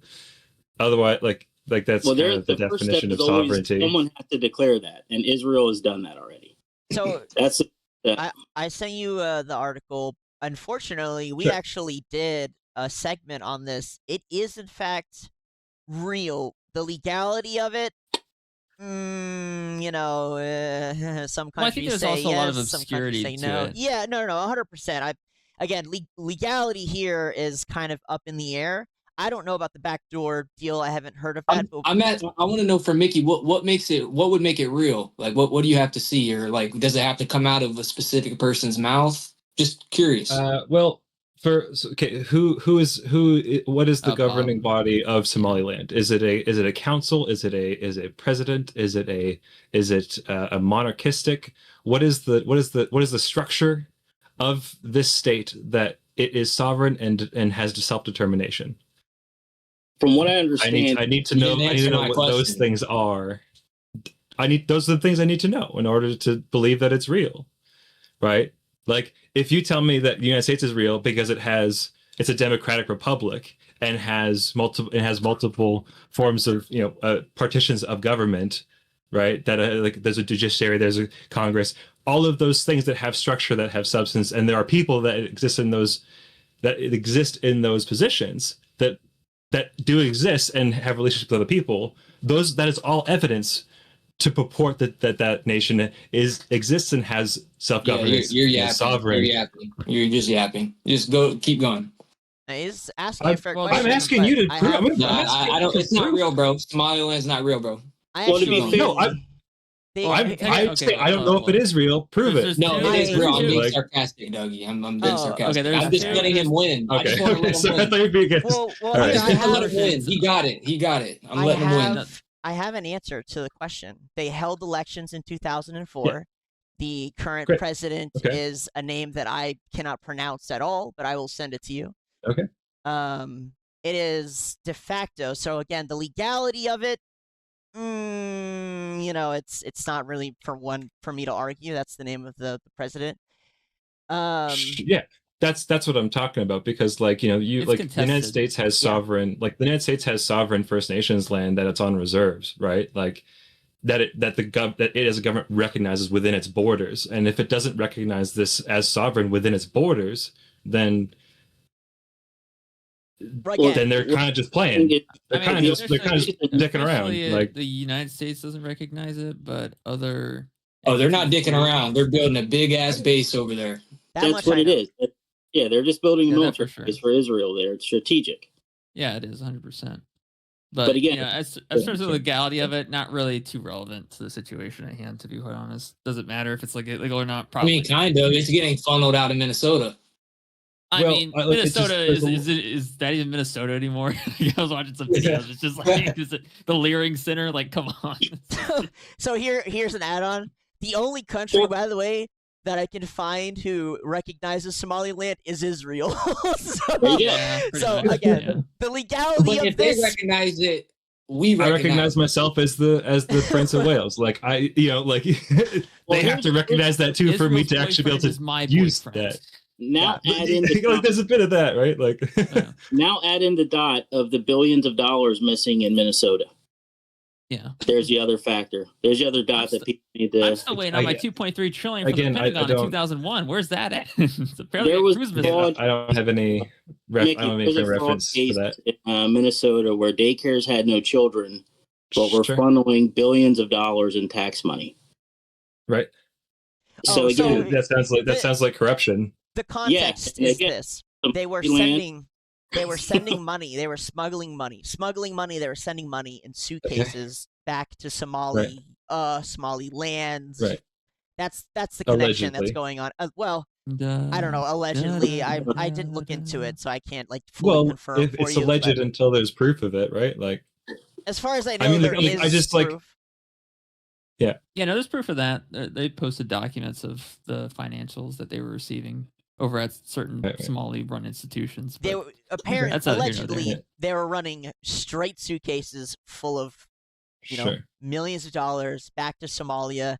The plans, obviously, Israel's the only one who recognizes Somaliland. They held elections, and yes, they are Sure. building a military base there. Those are all things that can be Okay. confirmed for sure. Now, again, all the back deal stuff, I can't. It's probably Again, true, those but are I the can't confirm. Those are or just deny. dots. People can connect them. They can do what they want with them, but I try to aim people in that direction to form their own thoughts on it. And we Yeah, have to, okay. again, understand the time frame we're in, where the truth is found in the questions that we ask, not in the information that we're given. It's very I clear don't know that if I we've can been, agree with that. well, again, you haven't been lied to about your president being assassinated for the last 60 some years. Kennedy was originally Your part? started. What's that? I don't have a president. He's Canadian. Well, oh, that's- no. Well, that's what I'm saying. We had our president back in 1903 gunned down in Okay. front of us, and we're told a complete line of magic bullet Bullets. nonsense. So it's What? just a matter. Yeah, Kennedy was killed really so Israel can have Was assassinated? Yeah. Yeah. Yeah, I'm aware. Yeah, Lee I'm Harvey aware of that. Lee Harvey Oswald said, "I did it for my people."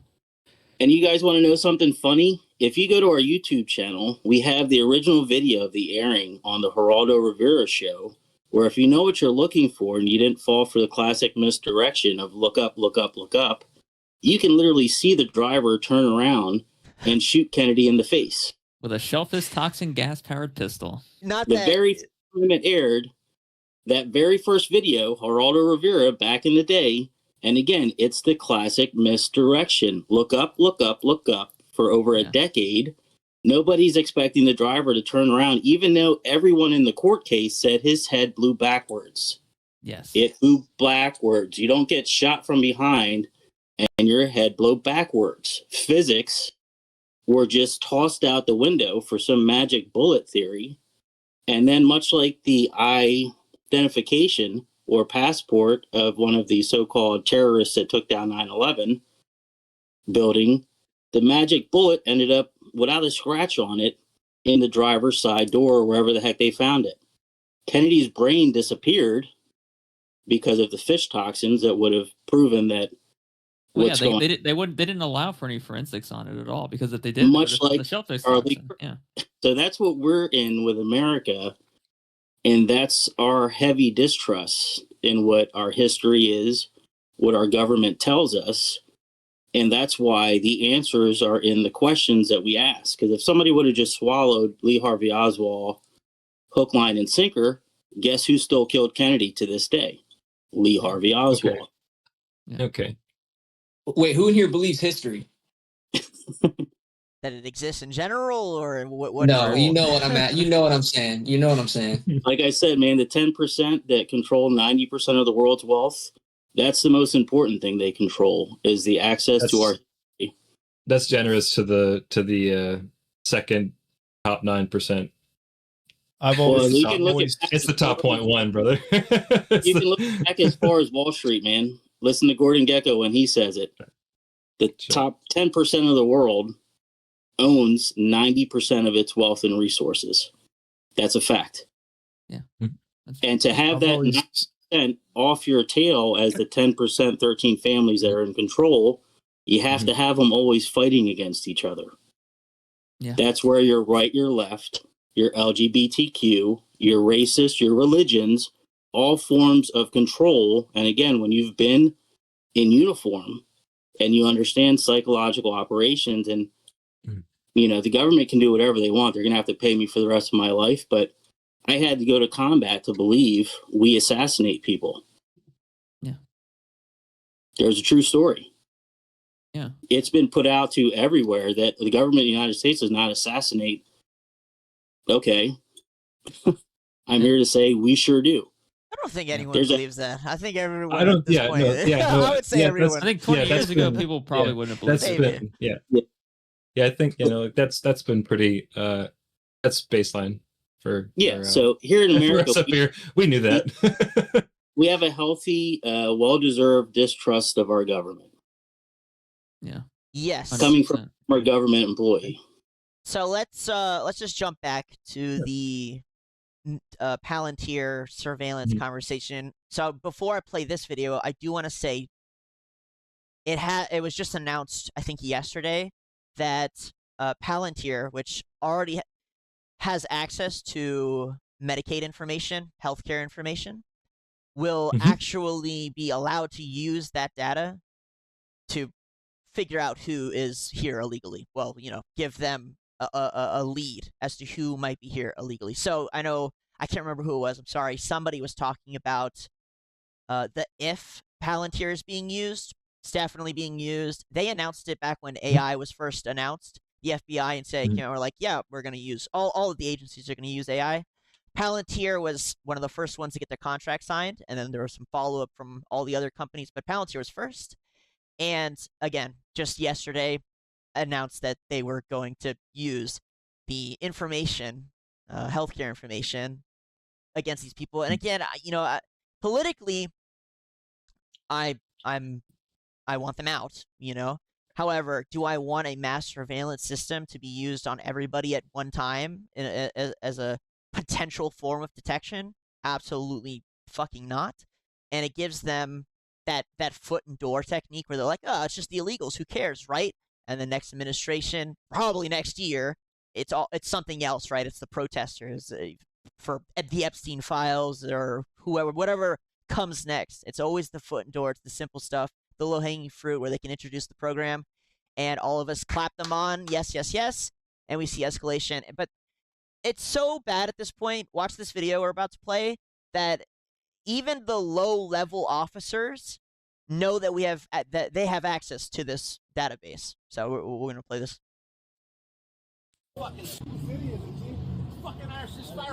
Oh, sorry, not this one, Brayden, the second one. Second one. Okay. Sorry, that was him just hyping up the crew. Hyping them up for surveillance. Just a reminder, guys, this is nobody special. This is some random foot soldier, who says this. Yeah. Look at them. Look at them. The ICC guys, be careful. They're over here. It's not illegal to record. Yeah.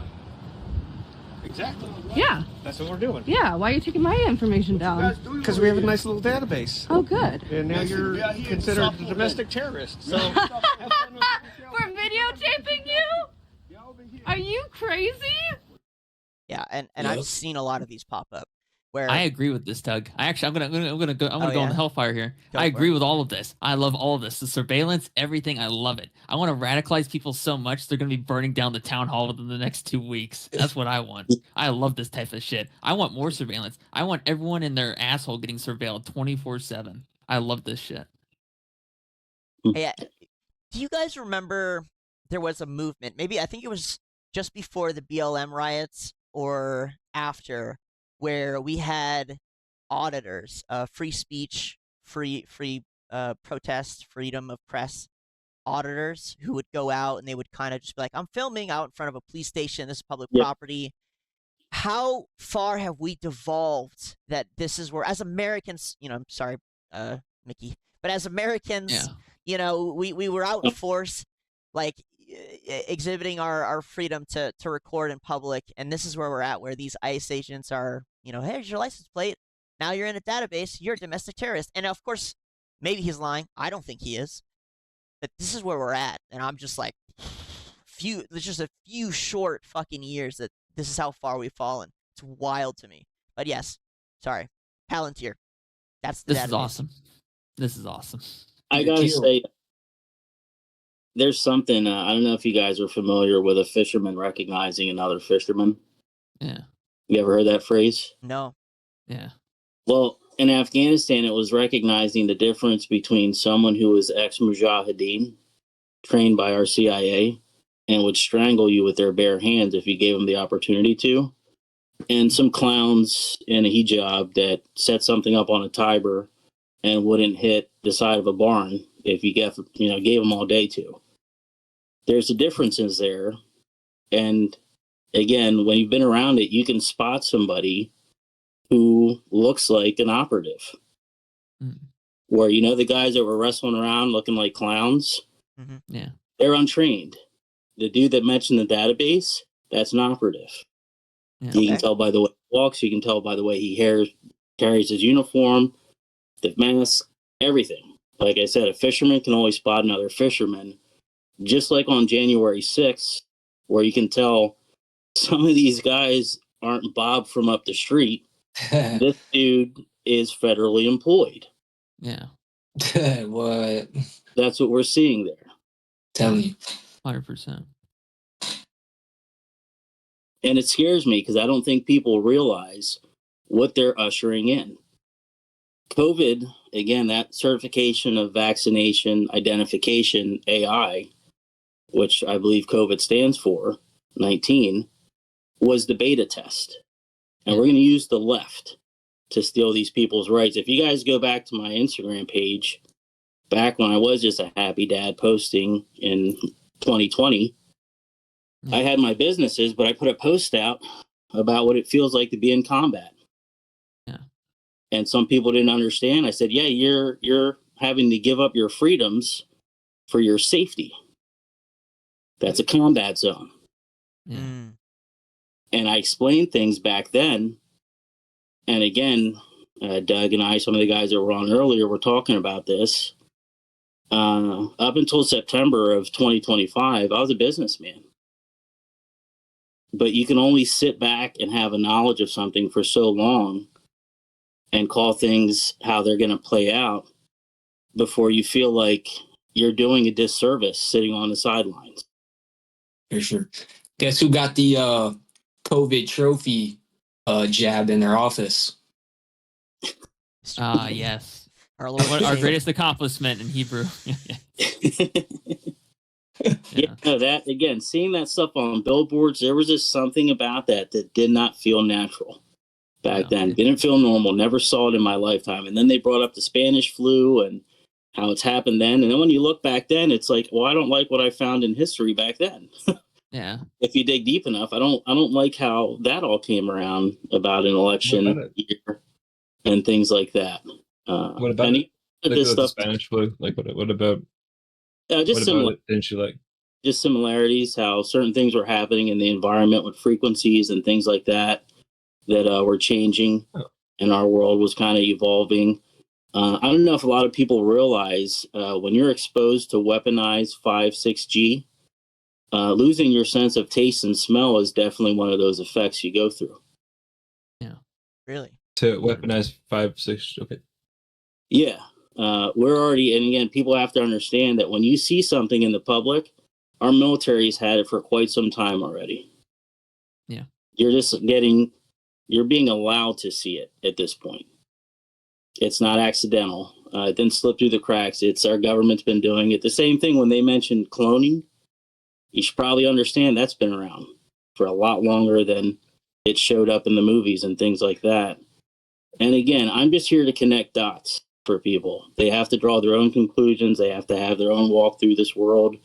I hope it's spiritually. I hope you have a higher power that you rely on for some discernment and things of that nature. But yeah, a sign of the times we live in. Yeah, 100%. Yeah, I think I don't know. I'm really at this point. I'm kind of like an accelerationist because I don't know. I kind of agree with the powers that be right now. I kind of agree with them. I think most people are cattle. You know. I think they deserve Oh, it. hey. They kind of do. I mean, they kind of just like let it happen. They don't really like fight back or anything. They're just like, it's fine as long as you give me the boo boos and. What's your last name? Fuck that. What's your last name? Goldstein.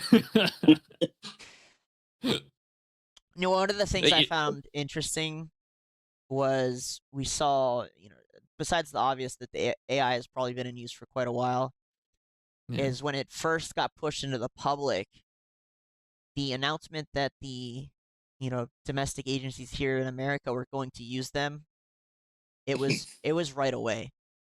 Which I thought was fascinating for the simple fact that how do you know where this new technology is going? Like, how can you know the purpose of it so fast? You know what I mean? Like, as far as we knew for the public, it was a chatbot. You know what I mean? Like, we just knew it was going to talk back to you. That's all we knew. But like, we saw the CIA and FBI and DEA and all they just come out and be like, yeah, we're going to use it immediately. It's like, that's crazy. Like, how do you start signing contracts all of a sudden? Like, you don't know where this technology is going to go, but you already, and I'm being, the obvious there, right? They were already using it. Exactly. Yeah, military. Yeah, it's already been in use. All just tech so comes from military. Page, just so we're all on the same page, when we're talking about AI, are we talking about like predictive models, or like what are we talking? Like, when we say AI, what are we? Sure, machine learning has been around for machine learning, like predictive text models, or like or predictive. Both. The models that they said that they were advertising as quickly as they were, because if they were talking about the previous ones, then it wouldn't be like, they would just be like, oh yeah, we're going to use these upgraded models, right? That's what you would just say. They didn't say that. They were outright, we're totally going to use this new fascinating technology that we've never even seen it get used before. They're go ahead. We say AI because it's easy to sell. I think we're all getting a little too chummy with each other. I like the cyber dystopia we're entering. I think everyone's a little bit too happy. Okay, I'm sorry. I'm just gonna go out and say it. I like the new cyber dystopia. You guys better eat your goy slop. I'm gonna enjoy mine. That's all I'm gonna say. I'm with Ray here. Like, oh jeez. I'm working in engineering, man. Like, I fucking eat that shit up. Like, that's exactly what we're building. Love me a little bit of good goy slop. Nice little spice. Garlic aioli sauce on the side. The brick interior. The burgers, $30 burgers, Doug. It's just great. It's just great. I love it. Cam, bring us back down to earth, please. What do you think? He's already done with us. He's just staring into the void about the video and Palantir, and please help me out. I think it kind of, like we've talked about before, it goes back to, the coddling system of, we're going to strip away your freedom, but you'll be safe with us. And, with the COVID era, you had that. And, obviously COVID-19 was this, I believe it was this sort of test to see how the people would react. And I believe that, the higher echelons of society kind of purporting this whole thing, it really proved to them that most of the people are just blind-eyed to the fact that they are stripping away our freedom as these incidents happen years by years. These data systems and technologies, they're going to get more and more pushed into society under the impression that we are going to be safe, and America is going to get to a point. It already has gotten to a point where we are no longer in a democratic republic under safety, but with freedom. It's more safety under their sort of regime. And, I've seen like real big cases of AI being used for like replacing jobs, electricians, scientists, like doctors and everything. It's like, and people are like, oh yeah, it's so cool, the technology, but it's like, that's not, like, the underlying factor is you are going to be just a momo of fucking nothingness, and these algorithms and everything getting pushed to us. It's all very overwhelming. And I think the average mind can't really comprehend it because it's getting pushed to us to a certain point. And I don't know, like we as a country, America, we used to, I mean, the tea tax, we used to put like a fucking 2% tax on tea. People went crazy over it. And now we're getting not only taxed up the ass, but it's like we're essentially getting replaced. That's just the reality of it. And people are turning a blind eye to it because you have entertainment being pushed to us. And I mean, the example is Rome. When Rome was falling, there was a circus every day. So it's like all these examples, it's just, I don't know. Nobody, I mean, I was under the impression that I think a lot of people were as well, like that Trump was the last resort of financial and like freedom for the people, but he has shown otherwise. Broken promises with the Epstein files and the illegal immigration, and just like the economy is the exact same. Like I don't see it getting any better. And the reality of it, reality of it is like the midterms are next year. Donald Trump's not going to be in for very much longer. And, you know, going back to the immigration, like you're going to get somebody else in there. I highly doubt it's going to be, you know, a Republican. And if it's a Democrat, those borders are just going to be completely wide open again. And it's going to go back to the continuous cycle of flooding. And this country is not going to be recognized anymore. It already is not. Like, so I don't know. I feel as a whole, not even on a racial or whatever perspective, it's just like Americans aren't Americans anymore. We stand, if you stand for nothing, you fall for everything. So like this whole technology indoctrination is just, it's like it's a Hegelian dialect is what it's called. It's like these people, they create the problem while simultaneously bringing up a solution for that same problem to be able to look like the hero. So that's kind of my take on it. It's fair. Well, the good news is we already know what's going to happen. We already know what's going to happen. It's already been declared. They're going to do another false flag attack in the Jewish sector of New York City to proclaim the anti-Semitism. Then they're going to use Palantir to enforce it, and they're going to put it into law. And then after that, in 2 years after that or so, Trump's going to initiate World War III and then remain in power through the use of martial law. And they're going to adjust that before that happens. That way he can take use of that. That's what's going to happen. Sounds about right. Yep. Does everybody know what the SMART and Smart Cities stands for? The surveillance, monitoring, analysis, reporting technology? Yep. I remember the article about that. I mean, they have to put it in front of us. So when it happens, it's like karmic retribution. You know what I mean, guys? It's like when you see the guy who's selling poison apples on the side of the road and the sign says poison apples and you decide to go and eat it anyway. He throws his hands in the air and says, well, man, didn't you read this? Yeah. Didn't connect the dots, you know? That's their game. That's how they have to play it. And so, yeah, they're going to tell us things. It's just a matter of, have you had your bubble burst in certain ways when it comes to life and seeing evil, where you're just like, yeah, there's not really anything I hear where it's like they wouldn't do that, or they're not capable of that. Well, they say it, right? They just say it out loud. You don't even have to, Doug. You don't even have to look that deep. They usually just say it out. Like this guy's literally just running around telling people he's putting them in a database, right? Like there's no hidden agenda. It's, it's very obvious.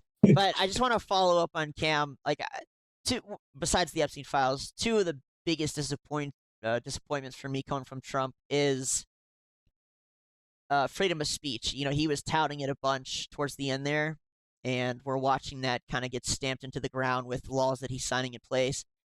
And on top of that, one of my biggest fears with voting for the other side was that they were going to implement systems like this. And, you know, I must, you know, I'm here in full embarrassment. They would have. They would have. No, our new alien 100%. overlords. Sorry, I'm not saying they wouldn't have, but I've been bamboozled in thinking that the site wouldn't. And, you know, again, here we are getting slammed into the system as numbers and just tracked and digital ID, blah, blah, blah, blah. It's all just there for them to play with for fun. You really have to think of it as a good cop, bad cop routine. Yeah. Where they usher one in to rally one side. And for those who don't know how that escalates, it's good cop, bad cop, bad cop, and then bad cop, worse cop. That's the escalation to get what you want in that scenario. So right now we're seeing the bad cop. And what's in our future is the bad cop, worse cop, where again, martial law includes gunning people down in the street. And you should be okay with that. Because just like when it comes to, you know, the TV and things that they put out there, you know, it's not a shocker that they do some special on Ed Gein, a cannibalistic crossdresser. Yeah. You know what I mean? Like, these things aren't coincidences. Like, they're preparing people to see some stuff.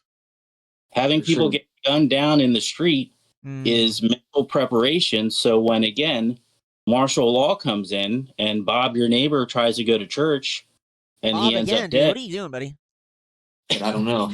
He's going to church. He's going to get a bunch of Israeli memes on Instagram the second he leaves. I know, you're already in church, man. I don't know about you. I'm going to church just to downvote. I'm just going to downvote and report every post. Again, Jack, just following up on what you said, I had a family member who's explaining, you probably know about this actually, I was a little too young, but they were explaining that under Clinton, there was a very famous case where a Cuban child was getting deported.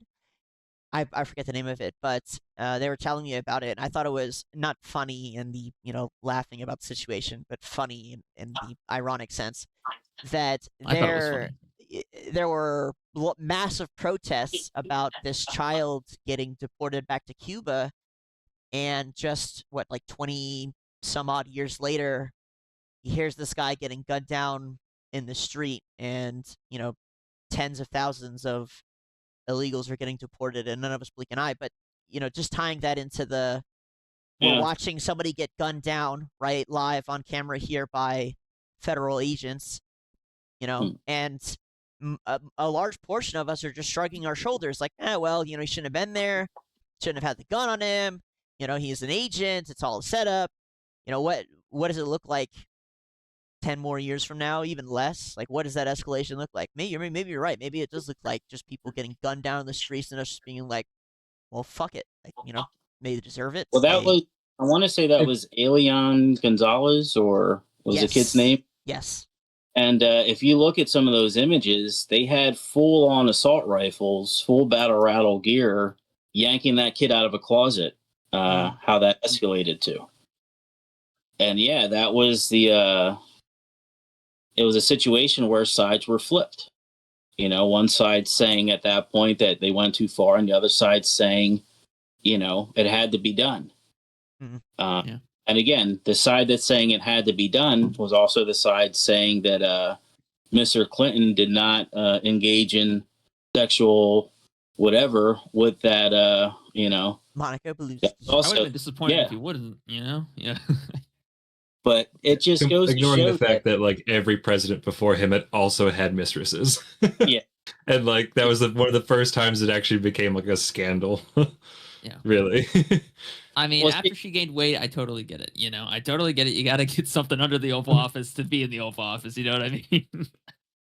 We talked about this before we started. If you throw a biblical lens on what happened with Clinton, right? On the other side, because you can't believe in God and ignore the devil, at least not with a tactical background, and understand that if you're in a fight and you choose to ignore your enemy, good luck with that fight. It's the opposite. You better understand your enemy. You better calculate his moves and basically know as much humanly as possible about that situation. But what we're seeing in our society basically is rituals that are disguised as public, you know, whatever you want to call it. When Bill Clinton got embarrassed the way he did, that's part of a ritual that they go through. Shame ritual, something, you know, along those lines. where to get up to the 33rd degree, you're going to have to go through some things. And that final degree being you do something so heinous that there's no turning back now. Yeah. Whether it involves a child, a sacrifice, whatever. But again, what I refer to it as the haves. These people that control the money, control the resources, the Rothschild types, the Rockefeller types, these 13 families who have for so long also control the narratives, also control More our than 13 history. families? I have a lot of it posted on my page, but it's something as a father, I leave it for other people to figure out and find. So we don't know who the any 13 families are? Rothschild. No, I do. there's a It's list. There's a posted. list. Yeah, I literally have it posted on my page. I can read it to you now, but again, Please, yeah, absolutely. This is the last thing. You're just a couple. okay. Well, Rothschild's one big one. Red Shield. They started the banking systems. That's one big one. Rockefeller's another one. Yeah. You want me to pull it up? Just, I mean, I don't get what this has to do with like why. Like, okay, I'll get you the names, bro. But I'm asking so that I know what we're like, so that I'm on the same page. Because I feel like you come across. No, I feel like that was like some, like you're trying to make it. So again, if I didn't already trying to make it loony, but you got put it in, Bundy, no, I'm not trying to make it Collins, loony. I'm trying to ask who they are. And like I'm familiar with a number of those Kennedy. names. I'm familiar with a Just number listen, of I'm those names. telling you, Lee, Onassis, Reynolds, Rockefeller, Rothschild, Russell, Van Doon, Merovingian. So Medici used to be there too, but they're not there anymore. Asteroids, Bundys, DuPonts, Freemans, Yeah. Kennedys, I'm familiar Lees, with- Rockefellers, familiar with the Rothschild, titles. and Russell. there you go. That's the image I usually share. Yeah, I'm of it. familiar with the Rothschilds used to be Tennessees. Rothschilds back in the day, and then they kind of changed the I'm name familiar with the because things got Rothschild, hairy. But yeah, I'm familiar They with them. took the I'm name familiar of their with financial Freemasons. firm. Yeah, I'm familiar with them.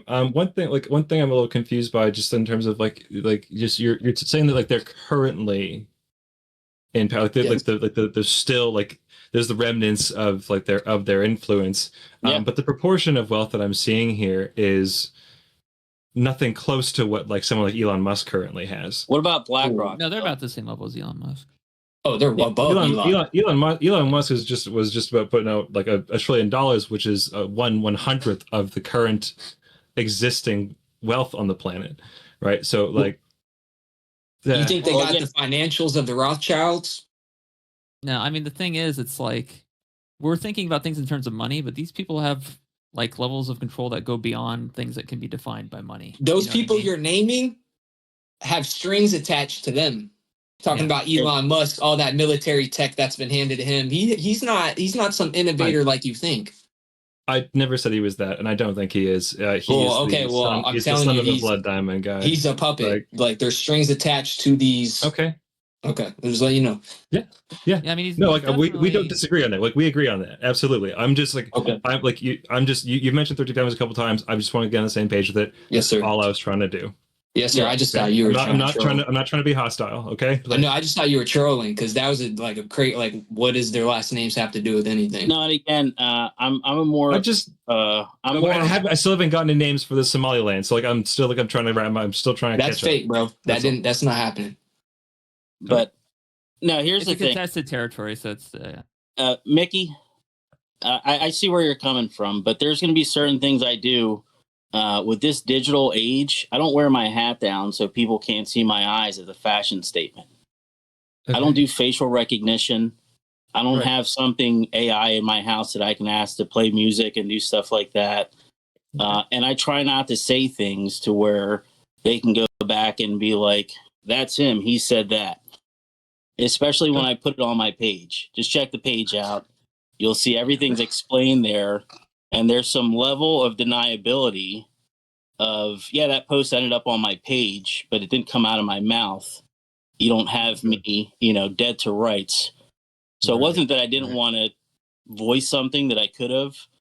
It's just, again, I'm aware of what I'm dealing with and their levels of, So for that one, again, I have children, is what I was saying. I have 3 kids. I don't want my face out there for the Facebook bots to come back and, you know what I mean, track me down in a year. No, I get that. Yeah. I don't mind. I have a Jewish plastic surgeon that I'm on good terms with. So He's got some good moves. Honestly, it's a good question. I get asked that question a lot about the families, and I'm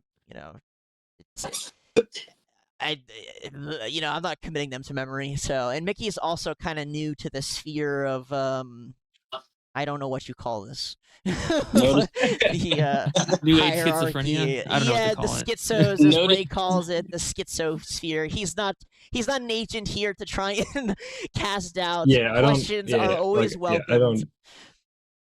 Yes, I He's like. a Freemason. I'm chronically online. Well, I think pretty highly of him.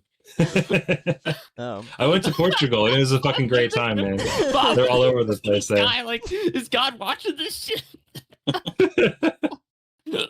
We got one of their temples in Calgary. Oh, yeah, it was pretty cool. I have a buddy who's a Freemason, but he's kind of wackadoodle. He's not like a higher degree. He's like, yeah. It's so funny that these people exist. Is that the 33rd degree you were mentioning? Is that something specific, or is that? Yeah, that's like the highest level you can attain. Freemasons worship Lucifer. Well, do the they? thing is, I talked to my They do. friend about this, and I tried to explain this to him. They do. He's like a full-on Freemason. He's like a master Mason or something. Read moral here. You want a source? Morals and dogma. Yeah. Well, I tried to explain to him that he was worshiping a Luciferian deity, because when they go and they kneel blindfolded in front of the Bible on the podium on the black and white tile, they're kneeling for their Bible for Lucifer. But he doesn't comprehend that, because what they make you do is they make you memorize these 3 like pamphlets or passages, and you have to be able to recite them word for word without like. Well, you don't really. Your boy probably isn't at a high enough level to even probably know all the secrets, anyways. No, he isn't. Yeah, honestly, that just sounds like Catholic school to me. He's got it. Kim's got it. This book is very hard to read, but I've tried. What is it? Yeah, Morals and Dogma. Morals and Dogma. Well, that's a good book. Yeah, that's a good ass book. The scripts in there. Explain. I'm more of an audiobook guy. I'm not familiar. But need to buy a book. Albert Pike is basically like the Grandmaster of Freemasonry, and it's basically like a Masonic Bible that was never supposed to be released to the public. Yeah. Really? So, yeah. There was a guy that took video of the initiation rituals, and the reason they go through the initiation rituals, which are like stages or theater acts essentially, is to like get people involved or entranced in a belief. It's all like a very ritualistic thing. It's very bizarre, but at the end of the day, it's all about providing energy to their god, which is Lucifer. That's the purpose of it. The light bringer. Yeah. They believe in being possessed. Yeah. One of their forms of worship is letting demons possess. If you look at the Facebook logo, it looks a lot like a Masonic tubal cane.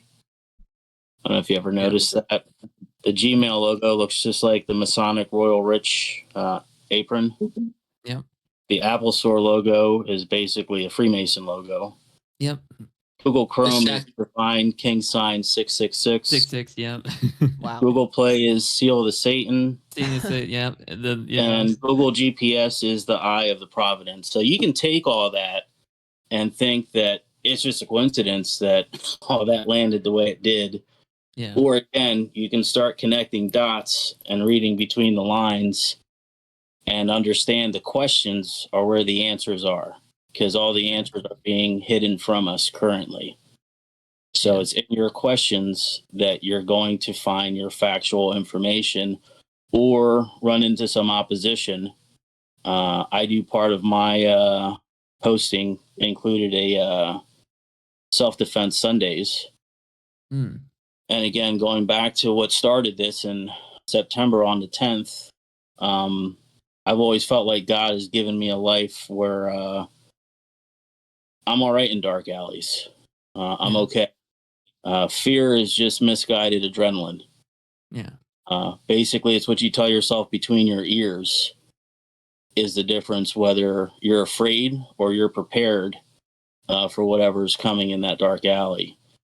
So I'm okay with this stuff to an extent, putting these things out there and everything, because again, I only fear God. And I know my kids were raised that way as well. But I think that's the bigger picture. I don't think I know that's the bigger picture. That, again, it's biblical what we're going through. Yes. It's not political. The people that created the religion are the script writers. Yeah, and like I said, Zionists is here. The Vatican is here. Yeah. Zionists, Jesuits, Freemasons, the Vatican. Yeah. And I'm a practicing Catholic. Yeah. You know, and Isn't you just that have to remind yourself the that poison apple and the analogy that you gave earlier, though. Yeah. What's that? Yeah, I'm genuinely asking. Like, I'm like curious to see like how you Yeah. reconcile that in your head. Well, again, I understand. For one, religions like that game. What's it called? Where you whisper something in somebody's ear. Telephone. Telephone. Yeah. So it started out as Jesus is all you need. It's about a relationship, not religion. And after so many thousand years, it's everybody should just go smoke weed. Well, and go to church and receive your Israeli Instagram memes. Well, you know what I mean? It's changed. And again, I have no issue with that either. I'm just saying how the message got so manipulated and who's been manipulating it. From these 13 families believe that their bloodlines go back to fallen angels. Yeah. So one of the things I'm propping up my iPad on here. Ethiopian Bible. Ah. Yeah, that's the original one. Yeah. So I read a lot of different things when it comes to my information. And you have to understand that whatever God has in the world, since the devil can't beat him, he has to pervert it and manipulate it to his own making. Yeah. Evil can't create, can only subvert or destroy. So we're all part of God, the creator. Yeah. How the devil decided to manipulate that was you are God. Not that you have a part of God in you, but you are a God. So you don't need a God. And I'll go ahead and put it out there. I don't know about a flat earth, but I do believe in a firmament that's on page 1 of the Bible. Yeah. That man won't stop running. You have to ask yourself, well, what's that lie all about? Well, again, if people knew that they can look up at the North Star at the throne of God, just like it's described in Genesis, or not Genesis, Revelation, Jasper, you know, all those colors that come from the northern lights. Yeah. Think about the difference between knowing we can all go and look at the throne of God and all its glory and understand that we are that close to the creator, or we're spinning on some rock through thousands of galaxies that we have no purpose, and all this was an accident. Yeah. So I see even if it's a lie, it's better to believe in the former. Yeah. I mean, I can see where, and again, knowing your enemy, I think that's where most Christians go wrong, is that if you're a Christian or a Catholic, you're supposed to just focus on God and be happy-go-lucky. Well, when you've been to places where children stumble on the landmines and things like that, you come home hating God, because it's like, how does that work together? Yeah. That these kids are getting blown to pieces because Russia took an L and couldn't take down the Mujahideen. That's why we were there training as the CIA. Yeah. And yeah, they littered the place with landmines. So, you know, I got some understanding when it comes to free will, because that's what that boils down to. And when it comes down to, well, what's the God-given idea to let the devil just do whatever he wants down here? The same reason he lets you do whatever you want down here. Yeah. You can be gay, you can be, you know, whatever it is, and they all get categorized as sins. See, the devil wants to enslave us back to the digital cages that he's building for us, that it's going to be a lot like COVID vaccines, where you don't have to take the chip and make your life more convenient. But if you don't have a life. You don't get to participate. And that's where the surveillance comes in, and the digital currency, and eventually a one world government. So all this is not going to happen overnight. But again, if you're good at pattern recognition, you'll see it goes way back. I started with Kennedy, and then I went with the USS Liberty. Because I figure if you're still here before that, you're like 103 years old and don't really care what's going on in the world right now. Yeah. But basically, I started there when I started connecting dots for people, and I always start my videos the same way.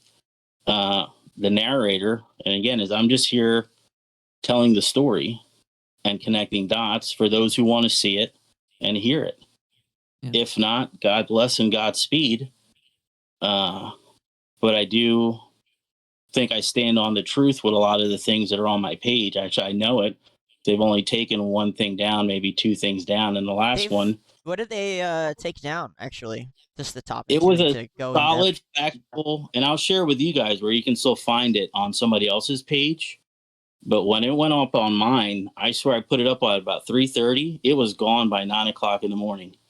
And it was just who owns Disney, who owns Pornhub, who owns Ashley Madison, who owns OnlyFans, who owns CNN. That's wild. Who owns Fox, who backed the Biden administration, who's backing the Trump administration.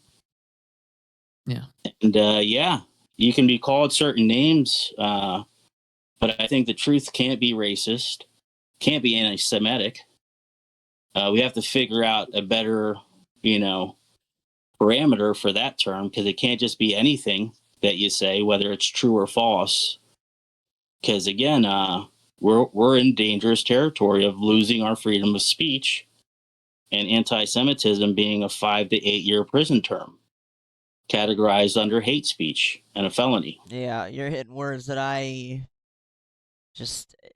not super into the whole, families control this, money starts from this very top, just because I'm a little more pragmatic, I'd like to say, where, I'd like to look at this stuff right here and go, why is this guy saying he's going to put her in a database? Why is a foreign agency in charge? Just kind of starting at the bottom to try and make a difference there, because I can't. I mean, it's not like I can't walk up to a Rothschild. You know what I mean? And be like, "Yo, bro, back stop." in the day, you could. You could, but I can bring Dougie, attention. Yes, I hate to interrupt, but Sure. I do gotta hop off. I appreciate you guys having me on. Thank you very much. sure. I appreciate it. Nice to meet all of you guys. Likewise, Let me know when you want to Pleasure do as something well. like this again. I'll be more than willing. Just shoot me a DM. I will. Thanks for coming in. We're gonna wrap up shortly anyway. So, Yeah, but yeah. yes, Yeah, thank no you. problem. No problem. Thank Yeah, you if you guys. guys Have a want to good night. drop your Thank Instagrams in the messages, that'd be awesome too. So I can give you guys. Yeah. I'll put on my socials so we can all interact. But I appreciate it. Nice to meet all you guys. Thank Say you. them before you leave. Tell the audience where they can find you. My Rumble is CAMHAMMMY. It's just Cam Hammy with 3 M's, and then I'm on YouTube. It's CAM Cam and then Watchtower. I'm mainly only on Rumble and YouTube. So, but Nice. yeah, cool. We'll make Thank sure you guys. people I follow you. appreciate it. Thank you too. Have a good night, guys. You too. Yeah, it sounds like we've kind of covered the main topics for the night, but obviously, pretty much any of these branches could lead into a 8-hour discussion or go Yeah. endlessly. Thank you. Unless you guys have anything more direct to add here, you guys want to shout out your socials, Bob and Jack. Yeah, I'm at Instagram, Jack Vidro, the narrator of the haves versus the have-nots. Our backup page is Simon Peters, Rock Bottom Builders. That's also our Instagram channel where we're going to be posting some fellowship. This is the men's group. South Jersey Men's Emmaus is one of it, but we're worldwide. We're all over the country. We were born in Miami, Florida. That's where the movement started. But yeah, for those who were looking for the answer, it's God. It's kind of like in that third Terminator movie where they realized it wasn't about stopping Judgment Day. It was about surviving it. We're not stopping what's coming, guys. I hate to be the one to break it to you. That's what I'm saying. There's no point of even. Yeah. I hope not. It'd be boring if we did. But no you fun in can that. survive it. Again, you can survive it, and you can look forward to eternal life with a loving, merciful God. And it's not as hard as people think. You don't need the churches as much as you think. You just need to have a forgiving heart, and that belief that Jesus Christ did walk this earth. He did resurrect, and he is the only way to that eternal life. And think relationship, not religion. Godspeed, everybody. Thank you. Godspeed. Pump full lead. And Bob. Bob can count. Bob can That's it. count. Yep. All right. Bob can count. Yes, Thank sir. you. The Yes, whole sir. bowl in less than 30 seconds. It's a masterpiece. And Mickey, do you want to shout out your? I know you had a social group or something at your college. Yeah, no, like I said, my name is Mick McDonald. I'm from University of Calgary, a student there. Yeah, I'm pretty much on LinkedIn, not on Instagram, not on Facebook, not on any of the other ones. Pretty much just LinkedIn. So if you ever want to get in touch with me with anything engineering related, I'm more than happy to have a discussion on any of the new AIs and sustainable developments that are coming about. Awesome. Perfect. Thank you, everybody, for everyone here for showing up and you vocalizing your thoughts, opinions, and facts and knowledge, sharing it with everybody. And thank you again, the audience, for tuning in. This was a very fun episode, and like I said, I think it probably could have gone for infinity. So, Yeah, probably. Yeah. but all right. Good night, everybody, and